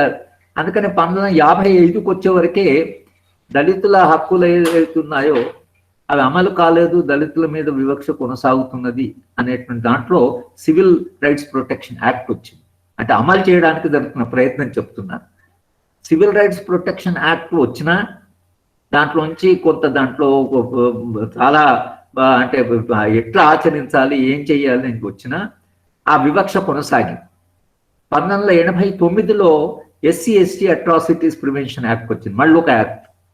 మీరు యాక్ట్ని తీసి చూస్తే మన దేశంలో 29 రకాలైన వివక్షలు ఉన్నాయనేటువంటిది యాక్ట్ చెప్తున్నది. మొత్తం లిస్ట్ చేశారు వాళ్ళు. మూత్రాన్ని తాగించడము, అది చేయడం, ఇచ్చడం, రకరకాల అసలు ఏవైతే శిక్షలు సమాజంలో ఏవైతే ప్రాక్టీస్లు ఉన్నా అన్ని చెప్పి ఇవన్నీ పోవాలి అని చాలా పకడ్బందీ యాక్ట్ను వాళ్ళు తయారు చేశారు. అయినా కూడా 89లో అయినా కూడా ఇంకా అసలు వివక్ష కొనసాగుతున్నది. కానీ దళితులు దాన్ని అంగీకరించడానికి సిద్ధంగా లేరు. నేను ఒకసారి క్షేత్రస్థాయి పరిశోధన చేయడానికి వెళితే గ్రామంలో భూస్వాములు వాళ్ళంతా చాలా కోపం ఉన్నారు. దళితుల కొమ్ములు వచ్చాయి, వాళ్ళంతా దళితుని వాళ్ళు అడిగేటట్లు వాళ్ళు కళ్ళు నెత్తికెక్కాయి, ఇట్లా అంటున్నారు. నేను దళిత వాడికి వెళ్ళి అడిగాను, ఎందుకని మీ ఊళ్ళో భూస్వాములంతా చాలా కోపంగా ఉన్నారు మీ మీద అంటే, వాడి కాలు కింద దుమ్ము వాళ్ళ కంట్లో పడిందండి, నిన్నటి దాకా దుమ్ముగా ఉన్నాం, వాళ్ళ కంట్లో పడి వాళ్ళకి ఇబ్బంది అవుతున్నది, ఎందుకంటే మేము మనుషులమని అనుకుంటున్నాం. అంటే ఈ చైతన్యం వచ్చింది. ఈ చైతన్యం రావడం అనేది దళిత ఉద్యమం వచ్చింది. దళిత ఉద్యమం రావడం వల్ల ఏమైందంటే అప్పర్ క్లాసెస్ కూడా ఎక్కడో ఒక చోట మారవలసినటువంటి అవసరం ఉంది. అలాగే మీరు పిల్లల్ని తీసుకుంటే పిల్లల యొక్క ప్రవర్తన, పిల్లల చైతన్యం ఎంత మారినా, మాకు ఇప్పుడు 2 మన్మరాళ్ళు ఉన్నారు. మా మన్మరాళ్ళు ఒక ఆమె 5, ఇంకొక ఆమె 7 ఏళ్ళు. నేను వాళ్ళని చూస్తుంటే వాళ్ళ ఫ్రీడమ్ కొరకని వాళ్ళు చాలా స్ట్రగుల్ చేస్తుంటారు. చెప్పినట్లు వినరు, ప్రశ్నిస్తారు. మా తరం అట్లా లేకుండా మా నాన్నగారిని చూస్తే మీరు చాలా భయపడేవాళ్ళు. కానీ వీళ్ళు నాన్న భయపడం కానీ వాళ్ళకు గ్రాండ్ పేరెంట్స్ భయపడి ఇవన్నీ భయమే లేదు. భయం లేనట్టు ఒక వాతావరణంలో పెరుగుతున్నారు. వాళ్ళకి ఎక్కడో తెలుసో తెలియకనో ఒక రైట్స్ భావన వచ్చింది. మేము పిల్లలు మాకెందుకు చేయరు, మాకు అదేం చేయరు, మాకు అది కావాలి, మాకు ఇది కావాలి. మా గ్రాండ్ డాటర్ ఒక క్లబ్ స్టార్ట్ చేసింది ఆమె వాట్సాప్లో. సో మా అబ్బాయి దగ్గరికి వస్తే వీడుండి వాళ్ళు నా బర్త్డే నువ్వు ఏం గిఫ్ట్ ఇస్తావు అంటే, నా క్లబ్కు నిన్ను ఒక రోజు ప్రెసిడెంట్ చేస్తాను. ప్రెసిడెంట్ చేస్తే నాకు ఏవైనా హక్కులు ఉంటాయంటే నన్ను తీసేసే హక్కు నీకు ఉంటుందండి. అంటే వీడు ప్రెసిడెంట్ అయితే ఆమెను క్లబ్ నుంచి తీసేస్తారన్నటువంటి చైతన్యం ఆ పిల్లకు 7 ఏళ్ళ పిల్లకు వచ్చింది. పిల్లలు చాలా మారారు. మేము నిజానికి విద్యార్థులు ఉన్న ఉస్మాన్ యూనివర్సిటీలో ప్రొఫెసర్లకి చాలా భయపడేవాళ్ళం. గ్రాడ్యుయేషన్లో కానీ పోస్ట్ గ్రాడ్యుయేషన్ చాలా భయపడేవాళ్ళు. వాళ్ళతో మాట్లాడుంటేనే చాలా మాకు వెనక ముందు ఉండేది. కనుక మా స్నేహితుడు ఒక అంటుంటాడు, మనమేమో విద్యార్థులు ఉన్నప్పుడు మన టీచర్లకు భయపడితే మనం టీచర్లు వెనక మన పిల్లలకు భయపడుతున్నాం. అంటే మనం ఇది ఎంత మార్పు వచ్చిందంటే మన పిల్లలు మారారు, మన విద్యార్థులు మారారు కాబట్టి మనం కంప్లీట్గా మన యాటిట్యూడ్స్, మన బిహేవియర్, మోడు వాళ్ళతో మారాలి. వాళ్ళు మనం చెప్పినట్టు వినరు. అంటే ఇది అన్ని రకాల, అంటే అన్ని రంగాల్లో ఒక రకమైన చైతన్యం వస్తున్నది. ఈ చైతన్యం ఎక్కడి నుంచి వస్తున్నది అంటే వివక్ష వద్దు అనేటువంటి చైతన్యం నుంచి వస్తుంది. అంతర్సారంగా మీరు అన్ని ఉద్యమాలను తీసుకుంటే అన్ని ఉద్యమాల్లో ఉండేటువంటి సారం ఏంటి, సారాంశం ఏమిటంటే ప్రతి ఉద్యమంలో మా మీద వివక్ష వద్దు, మాకు గౌరవం ఇవ్వండి, మాకు అవకాశాలు ఇవ్వండి, మమ్మల్ని సమానంగా చూడండి, మాకు సమాన అవకాశాలు ఇవ్వండి అనే ఆకాంక్ష ఏదైతుందో పెరిగింది. అది చిన్నపిల్లలు కావచ్చు, అది విద్యార్థులే కావచ్చు, అది మహిళలను కావచ్చు, అది దళితులే కావచ్చు, అది ఆదివాసులే కావచ్చు, మైనారిటీస్ రైట్స్ను ఉల్లంఘిస్తారనంటే షాన్బాగ్లో ఒక విపరీతమైన ఉద్యమం ఉంది. మైనారిటీస్ కూడా మా హక్కుల సంగతి మేము మైనారిటీ కావచ్చు, కానీ మేము కూడా మనుషులు, మేము మీతో సమానమే, మాకు కూడా అన్ని హక్కులు కావాలి, అందరికి ఉండే హక్కులు మాకు కావాలి అన్ని సెక్షన్స్ అడుగుతాయి, ఒక సెక్షన్ కాదు. ఇది మైనారిటీసే కావచ్చు, మతం మాది వేరే కావచ్చు, అది మా విశ్వాసం, అది మా జీవిత విధానం మాది ఉంది. నిజంగా వాళ్ళు ఒకవేళ తప్పుగా ప్రవర్తించినా చేసినా దాన్ని మార్చవలసిన అవసరం కూడా ఉంటుంది, వాళ్ళని సెక్యులరైజ్ చేయడం. కనుక ఇది అన్ని మతాలను సమానంగా చూడాలంటే ఆ సమానత్వ భావన ఏదైతే అంతర్జాతీయ ముషాయిదాలో గ్యారంటీ చేయబడ్డదో ఆ విలువ, ఆ ప్రమాణం ఏదైతుందో, సుదీర్ఘమైన మానవ చరిత్ర నుంచి వచ్చిన సమానత్వ భావన ఏదైతుందో ఆ సమానత్వ భావనని అమలు చేయడం కొరకని వాళ్ళ ప్రపంచవ్యాప్తంగా పోరాటాలు. అమెరికాలో ఒక నల్లవాడిని పోలీసు వాళ్ళు అతని మెడ మీద కాలు పెట్టినందుకు దానికి అతను చనిపోతే మన అందరం చూసాము, ఎంత పెద్ద ఉద్యమం జరిగింది. అమెరికాలో ప్రతి పట్టణంలో పెద్ద ఉద్యమం జరిగింది. ఈ అవివక్ష మేము సహించం, పోలీసే వద్దని పెట్టారు, పోలీస్ అసలు డిపార్ట్మెంట్ వద్దని పెట్టారు, అక్కడి దాకా వెళ్ళిపోయింది ఉద్యమం. కనుక వివక్షను ఇవాళ భరించే పరిస్థితిలో మానవ సమాజంలో లేదు. కానీ వివక్ష చేసేవాళ్ళు ఇంకా చేస్తూనే ఉన్నారు, వాళ్ళు చైతన్యవంతులు కాలేదు, వాళ్ళకు స్పృహ పెరగలేదు, వాళ్ళ కాన్షియస్నెస్ పెరగలేదు. ఇది వాళ్ళు ఉన్నటువంటి సమస్య. భవిష్యత్తు ఏమిటంటే ఈ ఉద్యమాలు ఏవైతే జరుగుతున్నాయో ఈ ఉద్యమాల నుంచి ఒక మార్పు వచ్చింది, మార్పు రావడం లేదు, మార్పు వచ్చింది.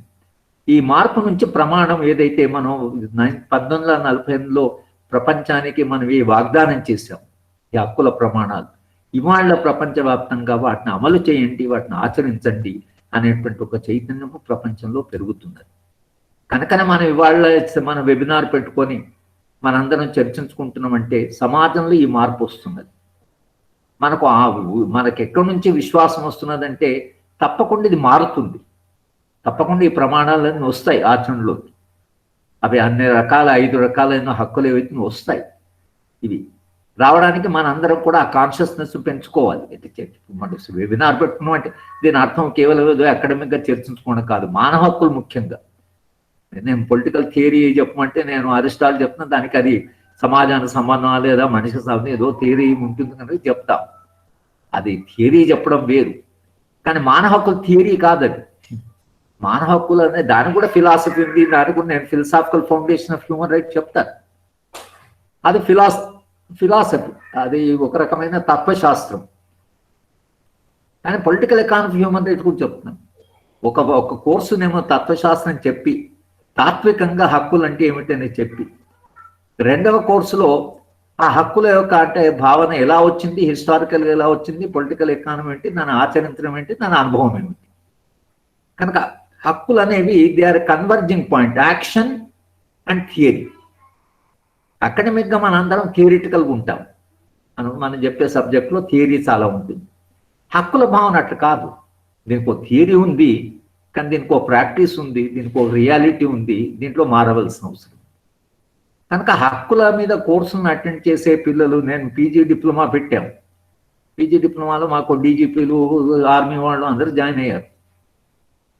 చాలామంది మా కోర్స్ కంప్లీట్ అయిన తర్వాత, అది అంటే డిస్టెన్స్ మోడ్లో పెట్టాం, చాలామంది కోర్స్ కంప్లీట్ అయిన తర్వాత చాలా మార్పు వచ్చింది సార్. ఒక మైసూర్ నుంచి ఓ లాయర్ వచ్చాడు, చాలా పాపులర్ లాయర్. మా కోర్స్ అటెండ్ చేసిన తర్వాత అన్నాడు, సార్ నేను హాఫ్ ప్రాక్టీస్ పేదవాళ్ళకి చేస్తాను, హాఫ్ ప్రాక్టీస్ నా ఆదాయం కొరకు చేస్తున్నాను.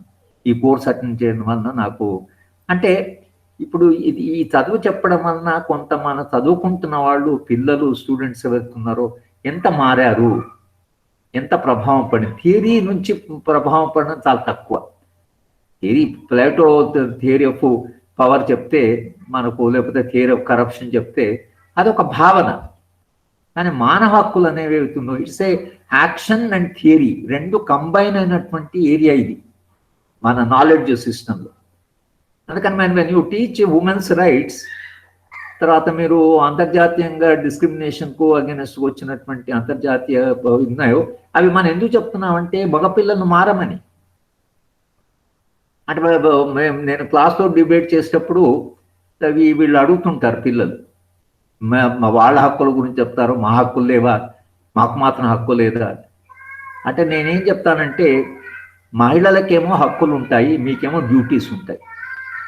మహిళనేమో సమానత్వాన్ని డిమాండ్ చేస్తుంది, నువ్వు సమానత్వం చూసేటువంటి డ్యూటీ నీ మీద ఉంటుంది. కనుక మగవాళ్ళకి డ్యూటీస్ ఉంటాయి, ఆడవాళ్ళకి రైట్స్ ఉంటాయి అని చెప్తుంటాను. అంటే అలాగే దళితులకి రైట్స్ ఉంటాయి, అప్పర్ కాస్ట్ వాళ్ళకి డ్యూటీస్ ఉంటాయి. కనుక ఇది రైట్స్ అండ్ డ్యూటీస్ మనం తీసుకొస్తే, రైట్స్ అండ్ డ్యూటీస్ ఇప్పుడు మీకు యూజీసీ సిలబస్లో ఉంది. అదే రైట్స్ అండ్ డ్యూటీస్ కమిటీ పేరు కూడా మార్చాను. నేను కూడా కమిటీలో సభ్యుడు ఉండేవాడిని. కమిటీ పేరు ఇప్పుడు సరే యూనివర్సిటీ గ్రాంట్స్ కమిషన్ ఇంట్రెస్ట్ లేదు, మానవ హక్కులు మొత్తం కేంద్రాలు మూసేస్తున్నారు. తర్వాత ఈ మానవ హక్కులు చెప్తే అనవసరంగా మనుషులు గొడవలు చేస్తున్నారని చెప్తున్నారు. నేను కూడా యూనివర్సిటీ గ్రాంట్స్ కమిషన్ పోతే చైర్మన్ నాతో వాదించాను, ఏం హక్కులు బోధిస్తారో, హక్కుల వల్ల అన్ని సమస్యలు వస్తున్నాయి, డ్యూటీస్ బోధించండి, హక్కులు చాలా అయిపోయినాయి. అంటే ఎక్కడైనా సరే ఎంత వివక్ష ఉంది దేశం, ఇది హక్కులేదు ఎక్కువద్దులేండి ఇది చెప్పుడు అనేటువంటి ఒక ఆలోచన వచ్చేసింది పైన. ఎందుకంటే హక్కుల వల్ల మార్పు వస్తున్నది. కనుక మార్పు వద్దని అనుకున్న వాళ్ళకి ఏమవుతుందంటే అందరికీ విధులు చెప్పండి, అసలు హక్కులు అని చెప్తున్నారని. ఇంటర్నేషనల్ డిక్లరేషన్ ఆఫ్ హ్యూమన్ రైట్స్లో డ్యూటీస్ లేవు, ఓన్లీ హక్కులే ఉన్నాయి. హక్కు ఉన్నప్పుడు తప్పకుండా డ్యూటీ దాంతో పాటు అది ఉంటుంది. ప్రతి హక్కు వెనుక ఒక డ్యూటీ ఉంటుంది. నాకు జీతం వస్తున్నదంటే నేను చదువు చెప్పాలనే డ్యూటీ తప్పకుండా ఉంటుంది, అది లేకుండా జీతం ఉండదు. కనుక మీరు జీతం తీసుకుంటున్నా కాబట్టి మీరందరూ చదువు చెప్పాలి అని అట్లా ఉండదు. జీతం తీసుకున్నామంటేనే మనకు హక్కు ఏదైతే, శాలరీ తీసుకునే హక్కు ఏదైతుందో, హక్కులో నేను చదువు చెప్పడం అనే డ్యూటీ ఏదైతుందో it is inherent in the right.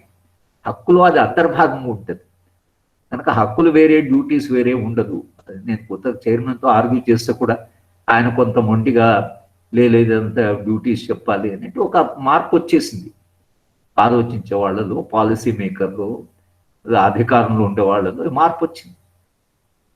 కానీ మార్పు వచ్చినా మనం ఈ మార్పును మనం అంగీకరించదు. వాళ్ళు మారుతుంటారు, ఎందుకంటే అధికారం ఉంటుంది కాబట్టి వాళ్ళు ఎట్టయినా ప్రవర్తిస్తారు. అంటే ఏమైపోయిందంటే మనం లెక్చరర్స్గా ఉన్నంత కాలం ప్రిన్సిపాల్ను విమర్శిస్తుంటాం. ప్రిన్సిపాల్ అట్లా ప్రవర్తించకూడదు, ఇట్లా ప్రవర్తించదు. స్టాఫ్ రూమ్లో మనం ప్రిన్సిపాల్ అయితే ఎగ్జాక్ట్లీ అట్లే ప్రవర్తిస్తాం. మనం నిన్నటి దాకా విమర్శిస్తే నువ్వు మారాలి కదా.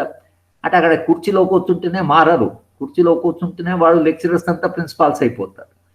ఇది ఎందుకో పవర్ నేచర్లోనే ఉంటుంది. అధికారం ఉన్న వాళ్ళకి కొంత నేచర్ ఉంటుంది, ఆ కుర్చీలోనే ఉంటుంది ఆ నేచర్.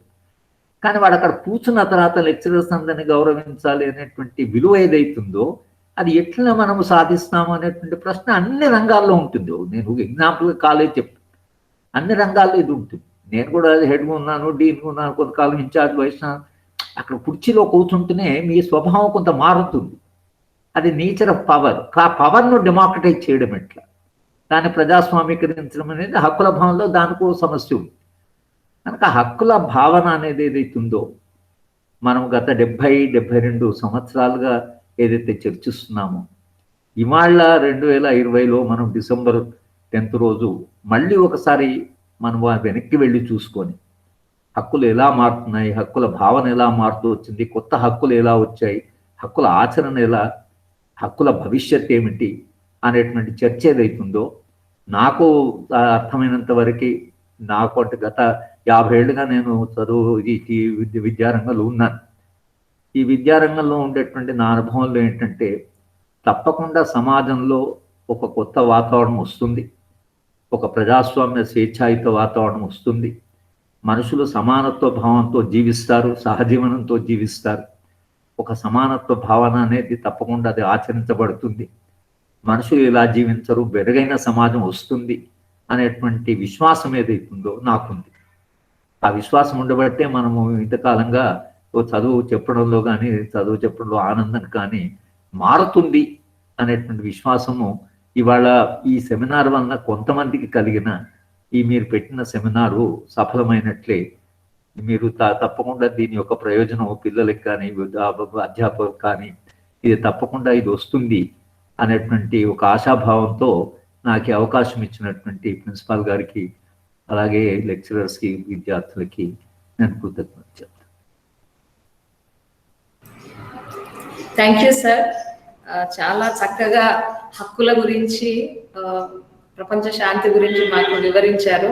ముందుగా దాని చారిత్రక నేపథ్యాన్ని వివరించారు. ఎందుకంటే అందరికీ 1948 లో వచ్చింది, 10th December human rights day జరుపుకుంటారు, అది UN డిక్లరేషన్ అనేది తెలుస్తుంది. కానీ దానికి చారిత్రక నేపథ్యము హిట్లర్ ఫ్యాసిజము, నాజిజము, యూదుల పట్ల ఎంత మనుషులు ఊహించలేనంత హింస జరగడము, రష్యా మీద అమెరికా మీద యుద్ధాలు జరగడము, ఐన్స్టీన్ లాంటి గొప్ప వ్యక్తులు సైంటిస్టులు చాలా బాధకి గురవడం, ప్రపంచం ఇంతేనా అని వీటన్నిటి నేపథ్యంలో పుట్టుకొచ్చిన ఈ ఐక్యరాజ్య సమితి కానీ ఆ UN డిక్లరేషన్ గురించి చాలా చక్కగా వివరించారు. అంతేకాకుండా ప్రతి ఆస్పెక్ట్ ని చాలా లోతుగా వెళ్ళారు. ముఖ్యంగా మహిళల హక్కుల గురించి నాకు చాలా పర్సనల్ గా కూడా బాగా నచ్చింది. ఎందుకంటే 220 సంవత్సరాల క్రితం స్వాతంత్రం వచ్చిన అమెరికా అన్నిటికీ అమెరికాని ఎగ్జాంపుల్ గా తీసుకుంటారు గొప్ప దేశంగా, కానీ అక్కడ ఇప్పటి వరకు ఒక్క మహిళ ప్రెసిడెంట్ కాలేకపోయింది. మీరు బాగా మంచి చెప్పిన విషయం అంటే 17 రంగాల్లో మాత్రమే 400లకు పైగా ఉంటే వృత్తులు, 17 వృత్తుల్లో మాత్రమే ఆడవాళ్ళు ఉన్నారు. అది కూడా డొమెస్టిక్ వర్క్ కి ఎక్స్టెన్షన్, ఇంట్లో చేసే పనులకు ఎక్స్టెన్షన్ గా జరిగే వృత్తుల్లోనే మహిళలు ఉన్నారు. స్వీడన్ లాంటి చోట్ల వేరే ఉద్యమాలు లేని చోట్ల కూడా మహిళల ఉద్యమాలు నడుస్తున్నాయంటే ఇంకా వివక్ష ఉంది, వాటికి వ్యతిరేకంగా పోరాడాల్సిన అవసరం ఉంది. బాలల హక్కుల గురించి మాట్లాడారు, అందరి హక్కుల గురించి, దళితుల హక్కుల గురించి మా దగ్గర ఇంకొక మంచి ఉదాహరణ చెప్పారు. భూస్వాములు ఎందుకు కోపంగా ఉన్నారంటే వాళ్ళ చైతన్యం, దళితుల్లో ఉన్న చైతన్యం రావడం. డ్యూటీస్, హక్కులు, రైట్స్, డ్యూటీస్ అవి రెండు కలిసినా కూడా అణచివేతకి, బాధలకి గురయ్యే వాళ్ళకి రైట్స్ ఉంటాయి. హక్కులు ఎవరికైతే లేవో వాళ్ళ రైట్స్ గురించి మాట్లాడాలి. ఆల్రెడీ ఆ హక్కులు అన్ని ఉండి అణచివేసే పక్షంలో అటువైపు ఉన్న వాళ్ళకి డ్యూటీస్ ఉండాలనేది చాలా చక్కగా చెప్పారు. డ్యూటీస్ ఉండాలి కానీ అందరికీ ఉండవు, హక్కులు కూడా ఉండాలి కానీ అందరికీ కాదు అనేది దాంట్లో స్పష్టత అది చాలా మందికి ఉండదు. అందరినీ ఒక బాటన కట్టలేదు, అంటే బాధలు పెట్టే వాళ్ళని, బాధపడే వాళ్ళని ఒక రకంగా చూడలేము. ఇవన్నీ ప్రజెంట్ ఉన్న సమస్యలు, ప్రతి సమస్యను వివరిస్తూనే చివర్లో మంచి స్వేచ్ఛ, సమానత్వము ఉన్న సమాజం ఖచ్చితంగా వస్తుంది అనే ఒక విశ్వాసాన్ని వ్యక్తం చేశారు. మేము కూడా ఆ విశ్వాసంలోనే ఉన్నాము. ఎన్ని సమస్యలు ఉన్నా మనకు ఒక మంచి భవిష్యత్తుని కలలు కనాలి, దానికోసం మనందరం కూడా కృషి చేయాలి. ఏ హక్కులైతే మనం మాట్లాడుతున్నామో ఆ హక్కుని మనం ఇతరులకి నిరాకరించకూడదు. ఈ విషయాన్ని ఈ సందర్భంగా మేమందరం గుర్తించాము. ఇట్లాంటి మంచి విషయాలను చక్కగా వివరించిన many thanks sir. Thank you very much. Sir, this is Sukumar, sir. Sir, Yeah. so grateful and thankful to you, sir, at the outset for elaborative You are not teaching visible. session. మీరు కనిపించడం లేదు. Sir, ఇప్పుడు చూడండి sir. Okay okay Sir, so thankful to you, sir. చాలా చాలా thanks sir. You are what not everything, sir. Live long, sir. Role model for all dimensions. మాకు ఎంత గొప్ప టీచర్ అంటే అంత గొప్ప టీచర్ సార్. కాబట్టి మీ అడుగుజాడల్లో, మీ విశ్వాసంలో మీరు ఏదైతే చెప్పారో దానికోసం మేము పక్కాగా కృషి చేస్తాం సార్. ముఖ్యంగా మా టీచింగ్ పట్ల మేము చాలా నిబద్ధతతో పనిచేస్తాం సార్. పనిచేసి ఇలా మీరు ఏదైతే విశ్వసిస్తున్నారో వాటి కోసం మేము పక్కాగా కృషి చేస్తాం సార్. ఎంతో అమూల్యమైన సమయాన్ని, అసలు మీరు రావటమే నన్ను అడిగారు హరగోపాల్ సారా అంటే ఎంతో సార్ పండగ వాతావరణం సార్. కాబట్టి చాలా చాలా sir, so thankful to you sir for multi dimensional lecture. Thank you sir once again. మీ ఏమైనా క్వశ్చన్స్ ఉంటే అడగొచ్చు, ప్రశ్నలు సందేహాలు ఉంటే హరగోపాల్ గారిని అడగచ్చు. మీరు ఒక్కొక్కరు అడగచ్చు, డైరెక్ట్ గా కూడా అడగచ్చు, ఒక 10 నిమిషాల వరకు. మేడం నాది క్లారిఫికేషన్ మేడం సార్. సార్ నమస్తే సార్. నమస్కారం అండి సార్. నా పేరు Sambasivarao sir, Hindi lecturer sir. Sir యూనివర్సిటీలో కూడా చాలా సార్లు మీ ప్రసంగం విన్నాను సార్. నేను alumni of H sir. Sir ఇప్పుడు మీరు ఒక మాట అన్నారు, అంటే అమెరికాలో ఇప్పటి వరకు స్త్రీ అధ్యక్షురాలు కాలేకపోయిందని. Last time Hillary Clinton contest చేసినప్పుడు కూడా చాలా అందరూ ఆల్మోస్ట్ గెలుస్తుంది అనుకున్నారు, కానీ ఎట్ లాస్ట్ అది అచీవ్ కాలేదు సార్. కానీ వేరే ఇండియాలో, పాకిస్తాన్లో, శ్రీలంకలో ఉమెన్ ప్రైమ్ మినిస్టర్ అయ్యారు. ఇక్కడేమన్నా అంటే అంటే ఈ 3 దేశాలతో పోల్చుకున్నప్పుడు అమెరికాలో స్త్రీలకైనా వేరే వాళ్ళకైనా అంటే కొంత బెటర్ పొజిషన్ ఉంది అని అంటే మనకి అర్థమవుతున్న విషయము, ఇది ఎలా జరిగి ఉంటుంది లేదా దీన్ని ఎలా చూడాలి సార్? అంటే దీనికి ఒక మనకుండే వాల్యూ సిస్టమ్, అంటే మన కల్చర్ ఏదైతుందో ఈ కల్చర్లో ఉమెన్ని ఎలివేట్ చేయడం ఉంది, ఉమెన్ డౌన్ గ్రేడ్ చేయడం, రెండు ఉన్నాయి మన కల్చర్లో భాగంగా. మనం దేవతలను పూజిస్తున్నాము, తర్వాత దుర్గాను పూజిస్తున్నాము మనము. అది ఒక కల్చరల్ స్ట్రీమ్ ఉంది మనకు. తర్వాత ఇంకొక కల్చరల్ స్ట్రీమ్కి వచ్చేవరకేమో చాలా రిప్రెషన్ ఉంది, వివక్ష ఉంది. ఇవి రెండు ఉన్నాయి. ఈ సౌత్ ఏషియన్ కల్చర్స్లో మీకు ఎక్కడో ఒక చోట. తర్వాత రెండవది ఏమిటంటే మనకు డైనాస్టిక్ పాలిటిక్స్ కూడా ఉన్నాయి. ఈ డైనాస్టీ అంటే నెహ్రూ గారు ప్రధానమంత్రి కాబట్టి ఆ కుటుంబ యొక్క ఏదైతే ప్రెస్టీజ్ ఉందో అది కుటుంబ సభ్యులకు కూడా కొంత రావడం వలన, ఇందిరాగాంధీ నెహ్రూతో ఉండడం వలన కొంత అంగీకారం పెరుగుతుంది వీళ్ళకి. ఒక మహిళ కంప్లీట్గా out side the political system వచ్చి ఆమె ప్రైమ్ మినిస్టర్ కావడం అనేది సాధ్యం కాదు. సాధారణ మహిళ అట్లా ఎదగడానికి లేదు. కానీ వాళ్ళే ఇప్పుడు బండారు నాయకే కానీ, తర్వాత భుట్టో, ఆమె మిస్సెస్ భుట్టో, వీళ్ళందరూ ఆ తల్లి తండ్రుల యొక్క, అంటే మనకు ఆ హెరిడిటరీ జాయింట్ ఫ్యామిలీ కాన్సెప్ట్ ఏదైతుందో ఆ జాయింట్ ఫ్యామిలీ కాన్సెప్ట్ వలన ఇంటి పెద్దకుండే అధికారం కొంత వీళ్ళు కూడా చెలాయిస్తుంటారు. ఇప్పుడు అధికారం ఉంటే ఐఏఎస్ ఆఫీసర్ల భార్యలు కూడా కొంత ఇన్ఫ్లుయెన్స్ వాళ్ళు వీళ్ళు డ్రైవర్ల మీద అంత కమాండ్ చేస్తుంటారు. అంటే ఇది కుటుంబానికి కూడా కొంత పవర్ లాగా ఉంటుంది అది. కానీ ఆ పవరు అది దాని నేచర్ వేరు. మేబీ జాయింట్ ఫ్యామిలీ కల్చరు, తర్వాత ఈ దేవతను, ఆడదేవతను మహిళా దేవతను పూజించడము అనేటువంటి కూడా ఒకటి ఉంది. అంటే రెండు మనకి ఎక్స్ట్రీమ్స్ కనిపిస్తాయి ఇండియాలో. ఒకటి ఉమెన్ దేవత స్థాయికి రీచ్ చేయడము, ఉమెన్ దయా స్థాయికి కొంచెం ఎక్కువ మాట్లాడితే మనం సెలక్షన్ కమిటీలో కూర్చున్నప్పుడు మన దేశంలో అమ్మాయి బాగా మాట్లాడితే వైస్ ఛాన్సలర్ ఏమంటాడంటే, అబ్బో ఇంత మాట్లాడుతున్నది ఇంక ఈమెతోనే మనం ఎగుతాం, కష్టం అని అంటాడు. అమ్మాయి కొంచెం మైల్డ్గా ఉండి కొంత ఉంటే ఇంత మైల్డ్గా ఉన్నది ఎట్లా చదువు చెప్తుంది అన్నాడు. నేను ఒక సెలక్షన్ కమిటీ అడిగిన వైస్ మరి ఎటువంటి మహిళ అయితే మీకు నచ్చుతుందని.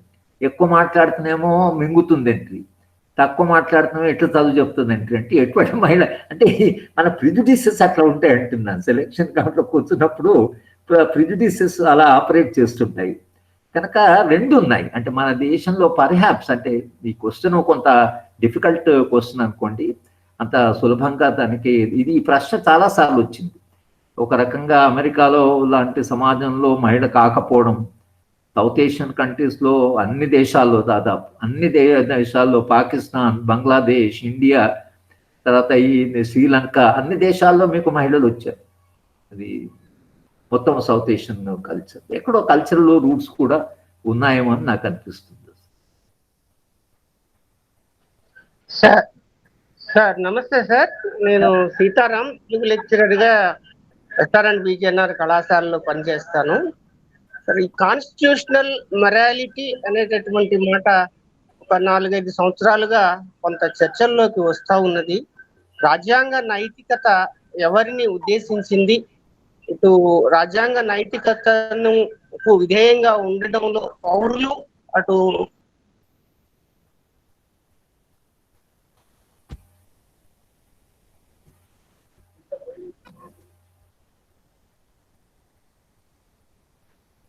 సీతారాం సార్, మీరు మ్యూట్ అయ్యారు సార్. చెప్పండి, ఇది వినపడలేదు సార్. కాన్స్టిట్యూషనల్ మొరాలిటీ అనేటటువంటి ఒక భావన గత 4-5 సంవత్సరాలుగా మన చర్చల్లోకి వస్తూ ఉన్నది. ఆ భావన గురించి, అది ఎవరిని ఉద్దేశించింది, కాన్స్టిట్యూషనల్ మొరాలిటీకి విధేయంగా ఉండవలసిన స్టేక్ హోల్డర్స్ ఎవరు అనే అంశం మీద కొంత స్పష్టత నేను ఆశిస్తున్నాను. అంటే ఇప్పుడు కాన్స్టిట్యూషన్ మొరాలిటీ అనేది డాక్టర్ అంబేద్కర్ ఆయన రాజ్యాంగాన్ని అమలు చేసినప్పుడే ఆయన దాన్ని ఉపయోగించాడు. Constitutional morality, from today India enters the era of constitutional morality. కనుక ఈ constitutional morality should guide our society. ఇది ఉన్నతమైన విలువలు ఉన్నాయి కాబట్టి కాన్స్టిట్యూషనల్ మొరాలిటీలో చట్టబద్ధమైనటువంటి పాలన కానీ, చట్టాలను గౌరవించడం కానీ, రాజ్యాంగంలో ఉండే హక్కులను గౌరవించడం కానీ, ఇవి సమాజం యొక్క నడవడికలో సమాజాన్ని పాలించడంలో ఈ విలువలు, ఈ ప్రమాణాలు అందరూ పాటించాలన్నారు. ఈ మధ్యన కాన్స్టిట్యూషన్ మొరాలిటీ గురించి ఎక్కువ ఎందుకు చర్చ ఉందంటే కాన్స్టిట్యూషన్ అసలు కేర్ చేయడం లేదు, కాన్స్టిట్యూషన్ని ఖాతరు చేయడం లేదు, కాన్స్టిట్యూషన్ పక్కకు పెట్టేసేసి చట్టాలు చేసేస్తున్నారు. కనుక ఏమైపోయిందంటే గత 5-6 ఏళ్లుగా కాన్స్టిట్యూషన్ అంటే ఒక్కటి ప్రపంచీకరణ ఎప్పుడైతే ప్రారంభమైందో వాడు ప్రపంచీకరణ యొక్క అమలు చేయడం అనేది రాజ్యాంగంలో ఉండేటువంటి సమానత్వ భావనకి చాలా కాంట్రడిక్షన్ ఉంది. ఎందుకంటే రాజ్యాంగంలో ఆర్టికల్ 38 ప్రకారము reducing inequalities in income, status, opportunities and facilities.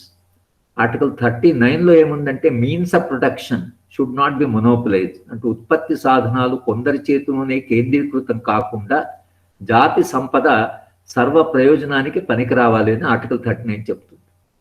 ఇప్పుడున్న ఆర్థిక నమూనా ఏదైతుందో ప్రపంచీకరణ ద్వారా వచ్చిన ఆర్థిక నమూనా దీనికి కంప్లీట్ వ్యతిరేకం. కనుక కాన్స్టిట్యూషనే అడ్డం వస్తుంది అని అంటున్నారు. ఈ ఆర్థిక నమూనా కాన్స్టిట్యూషన్ దీన్ని ఎట్లా కాన్స్టిట్యూషన్ ఏం చేయాలి అని అంటున్నారు. అప్పుడు ఇది ప్రారంభమైనప్పటి నుంచి కాన్స్టిట్యూషనల్ మొరాలిటీ, అయ్యా రాజ్యాంగం ఉంది, రాజ్యాంగాన్ని మళ్ళీ ఒకసారి చదువుకోండి, రాజ్యాంగం ఏం చెప్పిందో చూడండి అనేటువంటి చర్చ రావడానికి ఏమిటంటే కాన్స్టిట్యూషన్ నిర్లక్ష్యం చేయడం వలన, రాజ్యాంగాన్ని నిర్లక్ష్యం చేసినప్పుడు ఏమవుతుంది, రాజ్యాంగాన్ని కాపాడండి. ఇప్పుడు మనం ఈ మధ్యన జరుగుతున్న ప్రొటెస్ట్లు, ధారణలో రాజ్యాంగంలో ఉండే ప్రియాంబుల్ చదువుతున్నారు అందరూ. ఇళ్లలో కూర్చొని మీకు వెబినారు ఇదేదైనా జరిగితే జూమ్ లాంటి మీటింగ్ జరిగితే రాజ్యాంగంలో ఉండే ప్రియాంబుల్ చదువుతున్నారు. అంటే ప్రియాంబుల్ని మర్చిపోయామని అంటున్నారు. ప్రియాంబుల్లో ఫ్రీడమ్, ఈక్వాలిటీ, జస్టిస్ ఇవన్నీ గ్యారెంటీ చేయబడ్డాయి. ఎందుకంటే preamble is heart of the constitution. అదే ఉపేంద్ర భక్షణ్ ఏంటంటే constitution is a foot note to the preamble అన్నాడు ఆయన. కనుక ప్రియాంబుల్ ఈజ్ వెరీ ఇంపార్టెంట్. వాళ్ళు దేశవ్యాప్తంగా ప్రియాంబుల్ చదువుతున్నారు. ఎందుకంటే ప్రియాంబుల్ను గుర్తు చేసుకోండి.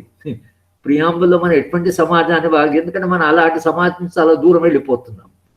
కనుక మీరు కాన్స్టిట్యూషనల్ మొరాలిటీ మాట్లాడండి. ఎందుకంటే పవర్లో ఉన్నవాళ్ళు కూడా కాన్స్టిట్యూషన్ గౌరవించేటువంటి ఇది లేకుండా పోయింది. కనుక కాన్స్టిట్యూషనల్ మొరాలిటీ అనేది మళ్ళీ ఒక చర్చలోకి, మళ్ళీ మన కాన్షియస్నెస్లోకి, మళ్ళీ మన ప్రజా చర్చలోకి వచ్చేసింది. దానికి రీజన్ ఏమిటంటే కాన్స్టిట్యూషన్ ని ఇగ్నోర్ చేయడం అనేది మొదలుపెట్టినాం కాబట్టి కాన్స్టిట్యూషనల్ మొరాలిటీని we have brought back into public discourse. అట్లా అది మళ్ళీ బ్యాక్ వచ్చేసి. Thank you sir. Thank you.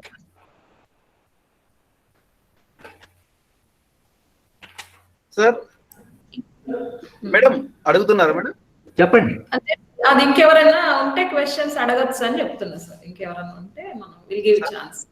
Sir ఇంకొక చిన్న ఇది సార్, అంటే ఇది కాంట్రడిక్షన్ వివాదం లాగా భావించొద్దని. Please sir, Ravi sir please wait sir, please wait sir. Hello, yes sir, yes sir. Sambasivarao sir, Sambasivarao sir. Question repeat చేయ ఒకసారి. ఎస్ సార్, ఇప్పుడు మనకి భారతదేశంలో ఉన్న పురాణ ఇతిహాసాల్లో ఉన్నటువంటి నాయకుడు, అతను క్యారెక్టర్ బిల్డింగ్ అంటే ఎట్లాగంటే అంటే రాక్షసులు అనే ఒక ఇదిలో తీసి అంటే వాళ్ళని చంపుకుంటూ పోవటమే ప్రధానంగా కనిపిస్తూ ఉంటుంది సార్. అంటే రాక్షసు అనేటువంటి పాత్రని, రాక్షసుడు అనేటువంటి దీన్ని మనం అంటే ఏ పురాణాన్ని తీసుకున్నా కూడా ఇతిహాసంలో అంటే ఇదే అంటే మీరు అది ఇందాక జర్మనీలో ఉన్నటువంటి మన హిట్లర్ గురించి, నేను పుట్టిందే యూదులని సంహరించడానికి నన్ను పుట్టించింది అని అన్నారు కదా. ఈ స్వభావాల మధ్య ఉన్నటువంటి రిలవెన్స్ ని ఒకసారి ఏదన్నా గుర్తు చేసుకోవచ్చా సార్? అంటే ఒకటి ఉందండి, పురాణ ఇతిహాసాలు ముఖ్యంగా మీరు ఇప్పుడు రామాయణాన్ని, మహాభారతాన్ని తీసుకుంటే అది కాంటెక్స్ట్ మారడం వల్ల విలువలు కూడా మారారు. రామాయణంలో ఉండేటువంటి విలువలు మీకు మహాభారతంలో కనిపించవు. ఆ మధ్యన ఒక తెలుగు సినిమా వచ్చింది కృష్ణాంజనేయ యుద్ధం అని. కనుక ఆంజనేయుడు ఏం చేస్తాడంటే చాలా కాలం అడవికి వెళ్ళి నా రామరాజ్యం ఎలా ఉందని వచ్చే వరకు కృష్ణుడు ఉంటాడు. ఈయనకు చాలా మంది భార్యలు, తర్వాత కొంత స్ట్రాటజిస్టు, తర్వాత యుద్ధాలు, అన్నదమ్ముల మధ్యన వైరుధ్యాలు ఇవన్నీ ఉంటాయి. అంటే తన రామరాజ్యము పూర్తిగా పాడైపోయిందని అతను ఏం చేస్తాడంటే కృష్ణుడి మీద యుద్ధం డిక్లేర్ చేస్తాడు. నేను కృష్ణుడు యుద్ధంలోకి, యుద్ధం ప్రారంభమైంది కృష్ణుడు ఏమంటాడంటే నేనే రాముడిని అంటాడు. నేను కృష్ణుడిగా పుట్టానంటే నా రాముడి విలువలు ఏమైంది, నా రామ ధర్మం ఏంటి, నా రామరాజ్యం ఏమైందని ఆంజనేయుడు అడిగితే అప్పుడు కృష్ణుడు ఏం చెప్తుందంటే యుగధర్మం మారుతుందని చెప్తాడు. రాముడి కాలంలో ఉండే యుగధర్మానికి నేను అవతారంగా వచ్చే యుగధర్మానికి మారింది కనుక విలువలు నిరంతరంగా మారుతుంటాయి. అయితే పురాణ ఇతిహాసాలు ఏం చేస్తారంటే కొంతమంది విలువలు ఏవైతే పాతకాలంలో విలువలు అవి శాశ్వతం అని అనుకుంటారు. అంటే ఇప్పుడు మీరు మానవ హక్కుల భావనలో కూడా మీకు 100 చట్టాలు వచ్చాయి. అంటే ఎందుకు 100 చట్టాలు వచ్చాయంటే ఆ భావన విస్తృతం అవుతూ వస్తున్నది. అదేవిధంగా ఇప్పుడు మీరు ఇతిహాసాల్లో కానీ ఇది మొత్తం ఉండేటువంటి దాంట్లో ఇవాళ చర్చ ఏమైపోయిందంటే మనకు పర్మనెంట్ వాల్యూస్ ఉన్నాయి, శాశ్వతమైన వాల్యూస్ ఉన్నాయి.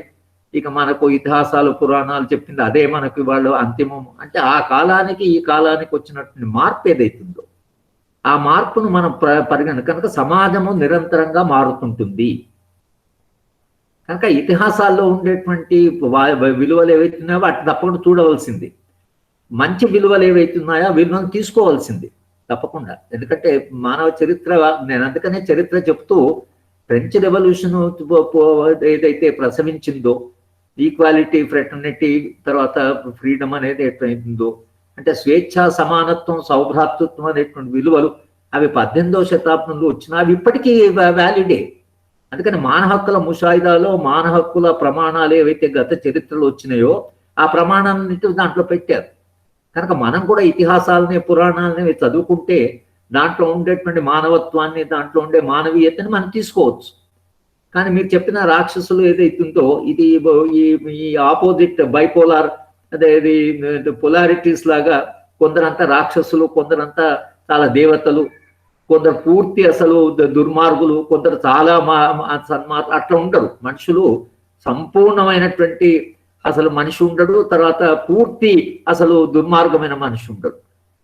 కనుక అసలు ఎప్పుడైనా కూడా దాని మనిషిని ఈ దుర్మార్గమైన మనిషిని మార్చడం ఎట్లా అనేటువంటిది మానవ హక్కుల ప్రమాణంలో తప్పకుండా ఆ చర్చ ఉంటుంది. ఈ సన్మార్గులని ఎవరైతే అనుకుంటున్నారో వీళ్ళు చేయవలసినటువంటి పని కూడా దాన్ని మార్చడం. కానీ ఆ భావనలు మన గివెన్ అని తీసుకొని ఇక కొందరు ఎప్పుడు ఇక వాళ్ళు అంతే అని అనుకుంటే సమాజం మారదు.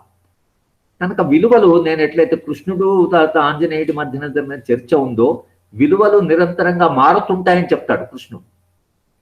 కనుక ఇతిహాసాలైనా పురాణాలైనా మనకు రాసినటువంటి గొప్ప గ్రంథాలైనా కూడా ఈ మొత్తము చరిత్ర మనం చదివే వాళ్ళు ఎవరైతున్నారు దీంట్లోంచి మంచి విలువలు రొమిలా థాపర్ గాని వీళ్ళంతా చేసింది ఏమిటంటే ఇప్పుడు ఆమె వాయిసెస్ ఆఫ్ డిసెంట్ అని ఒక పుస్తకం రాసింది. గతంలో మనకు ఏన్షియంట్ ఇండియా నుంచి కూడా డిసెంట్ అనేది అంటే విభేదించడం అనేది అది ఏదైతుందో అది మన చరిత్రలో ఉంది అంటున్నది ఆమె. మనం ఒకరితో ఒకరు విభేదించడం, ఇవాళ విభేదించడానికే వీల్లేదు. ఒకే ఐడియాలజీ, ఒకే దేశం, ఒకే మార్కెట్, ఒకే విలువ, ఒకే పార్టీ, ఒకే నాయకుడు అనేటువంటిది భారతదేశం దానికి పనికిరాదు. భారతదేశ చరిత్రలో అది లేదు. కనుక భారతదేశ చరిత్ర మారుతున్నదని మీరు గ్రహిస్తే రామాయణ ఇతిహాసాలు పురాణాలు ఇప్పుడు మీరు ఉపనిషత్తు తీసుకుంటే ఉపనిషత్తులు అన్ని ప్రశ్నలే. మనిషి ఎందుకు పుట్టాడు, మనిషి జీవితం ఏంటి, మనిషి ఏం చేయాలి, పర్పస్ ఆఫ్ లైఫ్ ఏమిటి, మనిషి చనిపోయినాక ఏమవుతాడు, ఈ ప్రశ్నలు ఇప్పటికీ వ్యాలిడే. సమాధానాలు వ్యాలిడ్ కాకపోవచ్చు కానీ ప్రశ్నలు ఇప్పటికీ వ్యాలిడే. కనుక మీరు ఏవైతే రామాయణ మహాభారతాల్లో కూడా ఉండేటువంటి విలువలు ఏవైతే ఉన్నాయో ధర్మానికి అధర్మానికి మధ్యన ఒక యుద్ధం జరిగింది. మీరు ధర్మం వైపా అధర్మం వైపా, హ్యూమన్ రైట్స్ అనే ధర్మాన్ని ఇంకా విస్తృతం చేయాలి అని అంటున్నది. ఇప్పుడు రాముడు రాజ్యాన్ని వదిలిపెట్టిపోయాడు, ఆయన మొత్తం త్యాగం చేశాడు తండ్రి వాగ్దానం కొరకని. కనుక రాముడికి వాడు దేవాలయం కట్టాలంటే రాముడు త్యాగం ఏమైంది, అసలు రాముడు రాజ్యం ఏవద్దన్నాడు కదా అనేటువంటి విలువను మనం తీసుకోవచ్చు. కనుక ఏ విలువల్ని మనం తీసుకుంటామనే దాన్ని బట్టి ఉంటుంది.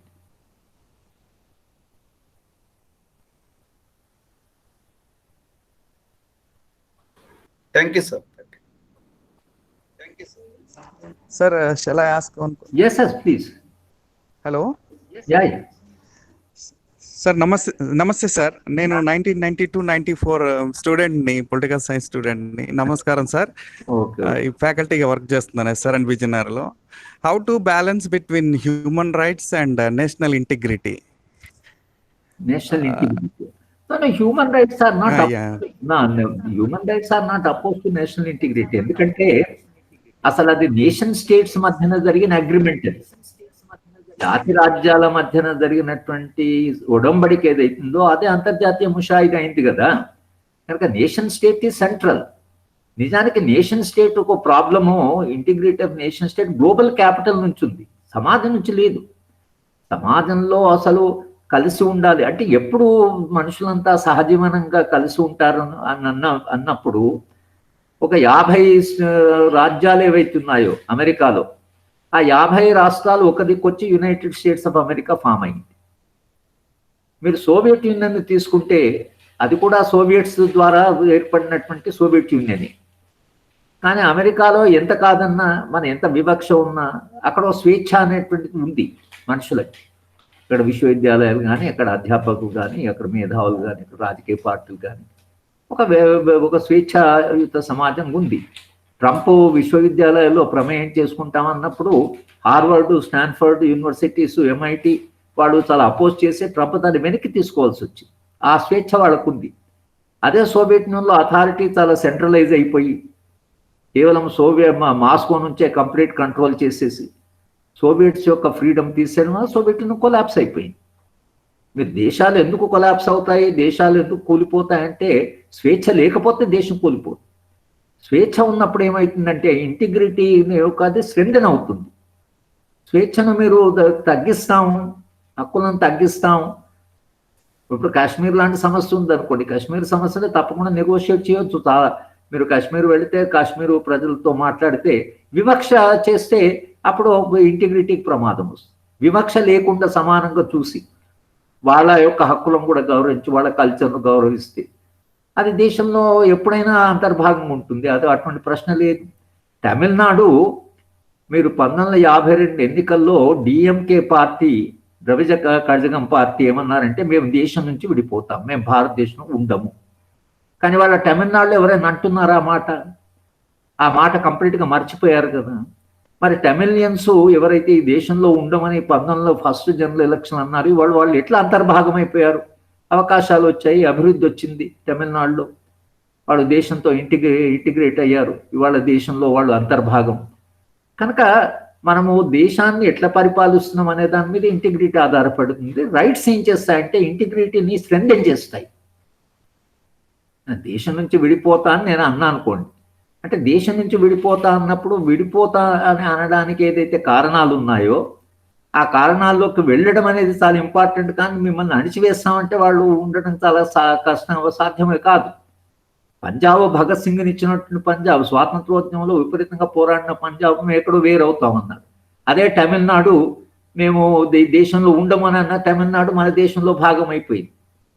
కనుక మీరు సెంట్రలైజ్డ్ అథారిటీ ఎప్పుడైనా ప్రమాదం. అది మీరు సోవియట్ యూనియన్, ఇప్పుడు యుగోస్లావియా, జెకోస్లవాకియా, మొత్తం ఈస్ట్ యూరప్లో జరిగిన అనుభవాలను చూస్తే ఎందుకు కొలాప్స్ అయ్యమంటారు ఆ దేశాలు? పాకిస్తాన్ మతపర రాజ్యమే కదా, మతము మనుషులను యునైట్ చేయకుండా బంగ్లాదేశ్ వేరైపోయింది కదా. అదే తమిళియన్స్ ఎంత పోరాటం చేశారు శ్రీలంకలో. కనుక బంగ్లాదేశ్ ఎక్కడి నుంచి వచ్చింది? మతపర రాజ్యము మనుషులను కలిసి ఉంటుంది అనడానికి మనకు ఆధారాలు లేవు. మతము, ఇస్లాం మతము చాలా మిలిటెంట్ రిలీజియన్, తర్వాత అది దాంట్లో చాలా యూనిటీ ఉంటుందంటే ఎక్కడ యూనిటీ ఉంది అసలు? అంటే మతపర రాజ్యాలు ఇవాళ ఎంత మొత్తం మీరు అరబ్ వరల్డ్ తీసుకుంటే ఎంత గందరగోళం ఉందో అంత ఇస్లామిక్ కంట్రీసే. కనుక మతము సమాజాన్ని అసలు ఒక ఇంటిగ్రిటీ ఉండగలదనేది చరిత్రలో అనుభవంలో మనకు కనిపించడం లేదు. కనుక మనం ఇంకేదో ఫౌండేషన్ మీదనే మన దేశాన్ని మనం ఇట్లా నిలుపుకోగలగడము, తర్వాత ఈ దేశాన్ని మార్చగలగడము, ఈ దేశాన్ని మరింత మానవీయంగా చేయడం అనేది ఒకటే మార్గం, ఆ స్వేచ్ఛ. అందుకని human rights become very important. మీరు human rights violations lead to threat to integrity. Respecting human rights encourages and promotes integrity. ఇది మనం అర్థం చేసుకోవాలి.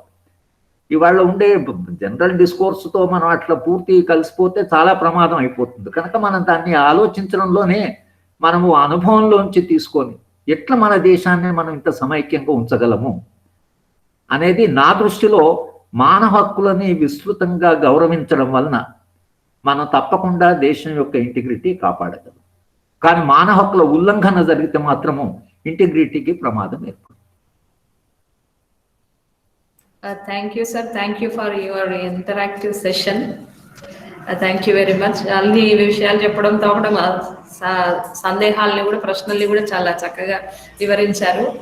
Now I request Dr. C.H. Chaitanya, Assistant Professor of Botany and member of IQAC, to propose vote of thanks. Thank you, ma'am. Very good afternoon, one and all. On behalf of SRN BGNR, Government Arts and Science College, IQAC, and Department of Public Administration and Political Sciences, I take this opportunity to propose a vote of thanks for today's national webinar on human rights and world peace. The credit and hard work of today's esteemed speakers is unmeasurable. It would not be an exaggeration to applaud their contribution. I mean, because it takes a great effort to do this webinar virtually without the presentation and holding the participants with a curiosity. From the bottom of our hearts, we thank Dr. G.V. Reddy Garu, Professor of Law, Osmania University, Hyderabad, for giving an extensive talk on human rights. Thank you so much, sir, for accepting our invitation and sharing your valuable time. Thank you so much, sir. We extend our deep sense of gratitude and heartfelt thanks to Professor G. Haragopala Garu, currently visiting professor at Bangalore NLSIU and UP's Law Interaction, for sparing this valuable time. Really, our students and staff are very lucky to have your lecture, because giving a lecture with an ease and quoting apt examples with a life experience is a great art. Indeed, it attributes to your vast knowledge and passion towards the subject. Thank you so much, sir, for sharing your opinions and insights to understand the cases represented for extending his help and successful webinar. Thank you so much, sir. Convey a special thanks to IQAC Srimati Anjani ma'am, Shri Sambasirao Garu, Shri D. Nagoo Garu, and their team for their unfortunate support. We extend a special thanks to Dr. B. Venkateshwara Reddy Garu, Associate Professor, HOD Political Science, and Shri K. Sukumar Garu, HOD and Assistant Professor Public Administration, for such a great collaboration in organizing this webinar on an apt human rights day. Thank you so much, sir, for taking efforts to get appointment from today's esteemed speakers. Thank you so much, sir. Thank you, dear Chaitanya. Actually, Chaitanya ma'am has a 1.5 years old daughter. Daughter has the right to discover, right to try. So we are, don't bother. And thank you very much, Chaitanya. And I thank all the participants and esteemed speakers and IQAC team and principal, all the faculty members of SRN BGNR. Thank you very much. And with your permission, we'll call it a day. Madam, hello. Sir. Sir, please. Chaitanya గారి పిల్లలు చాలా right demanding child లాగా ఉన్నారు కాబట్టి her daughter's right. అందుకే గారు thank you very much. Thank you sir, thank you sir. Sir, అందరి participants కి ఒక విజ్ఞప్తి సార్. Feedback form is posted in to chat box. Please go through that one, fill it up so that we can receive your feedback and you will receive your e-certificate for participation. Sir, thank you very much, sir. Thank you very much for everyone. Thank you. Thank you, madam. Thank you. Sir, so thankful to you, sir. Right. Thank you, Sukumar. Sir, so thankful to you, sir. Okay. Thank you, sir. Thank you, sir. Thank you, sir. I'm Ravi Vardhan. Thank you, sir. Thank you, sir. Thank you. Right. Bye. Adios.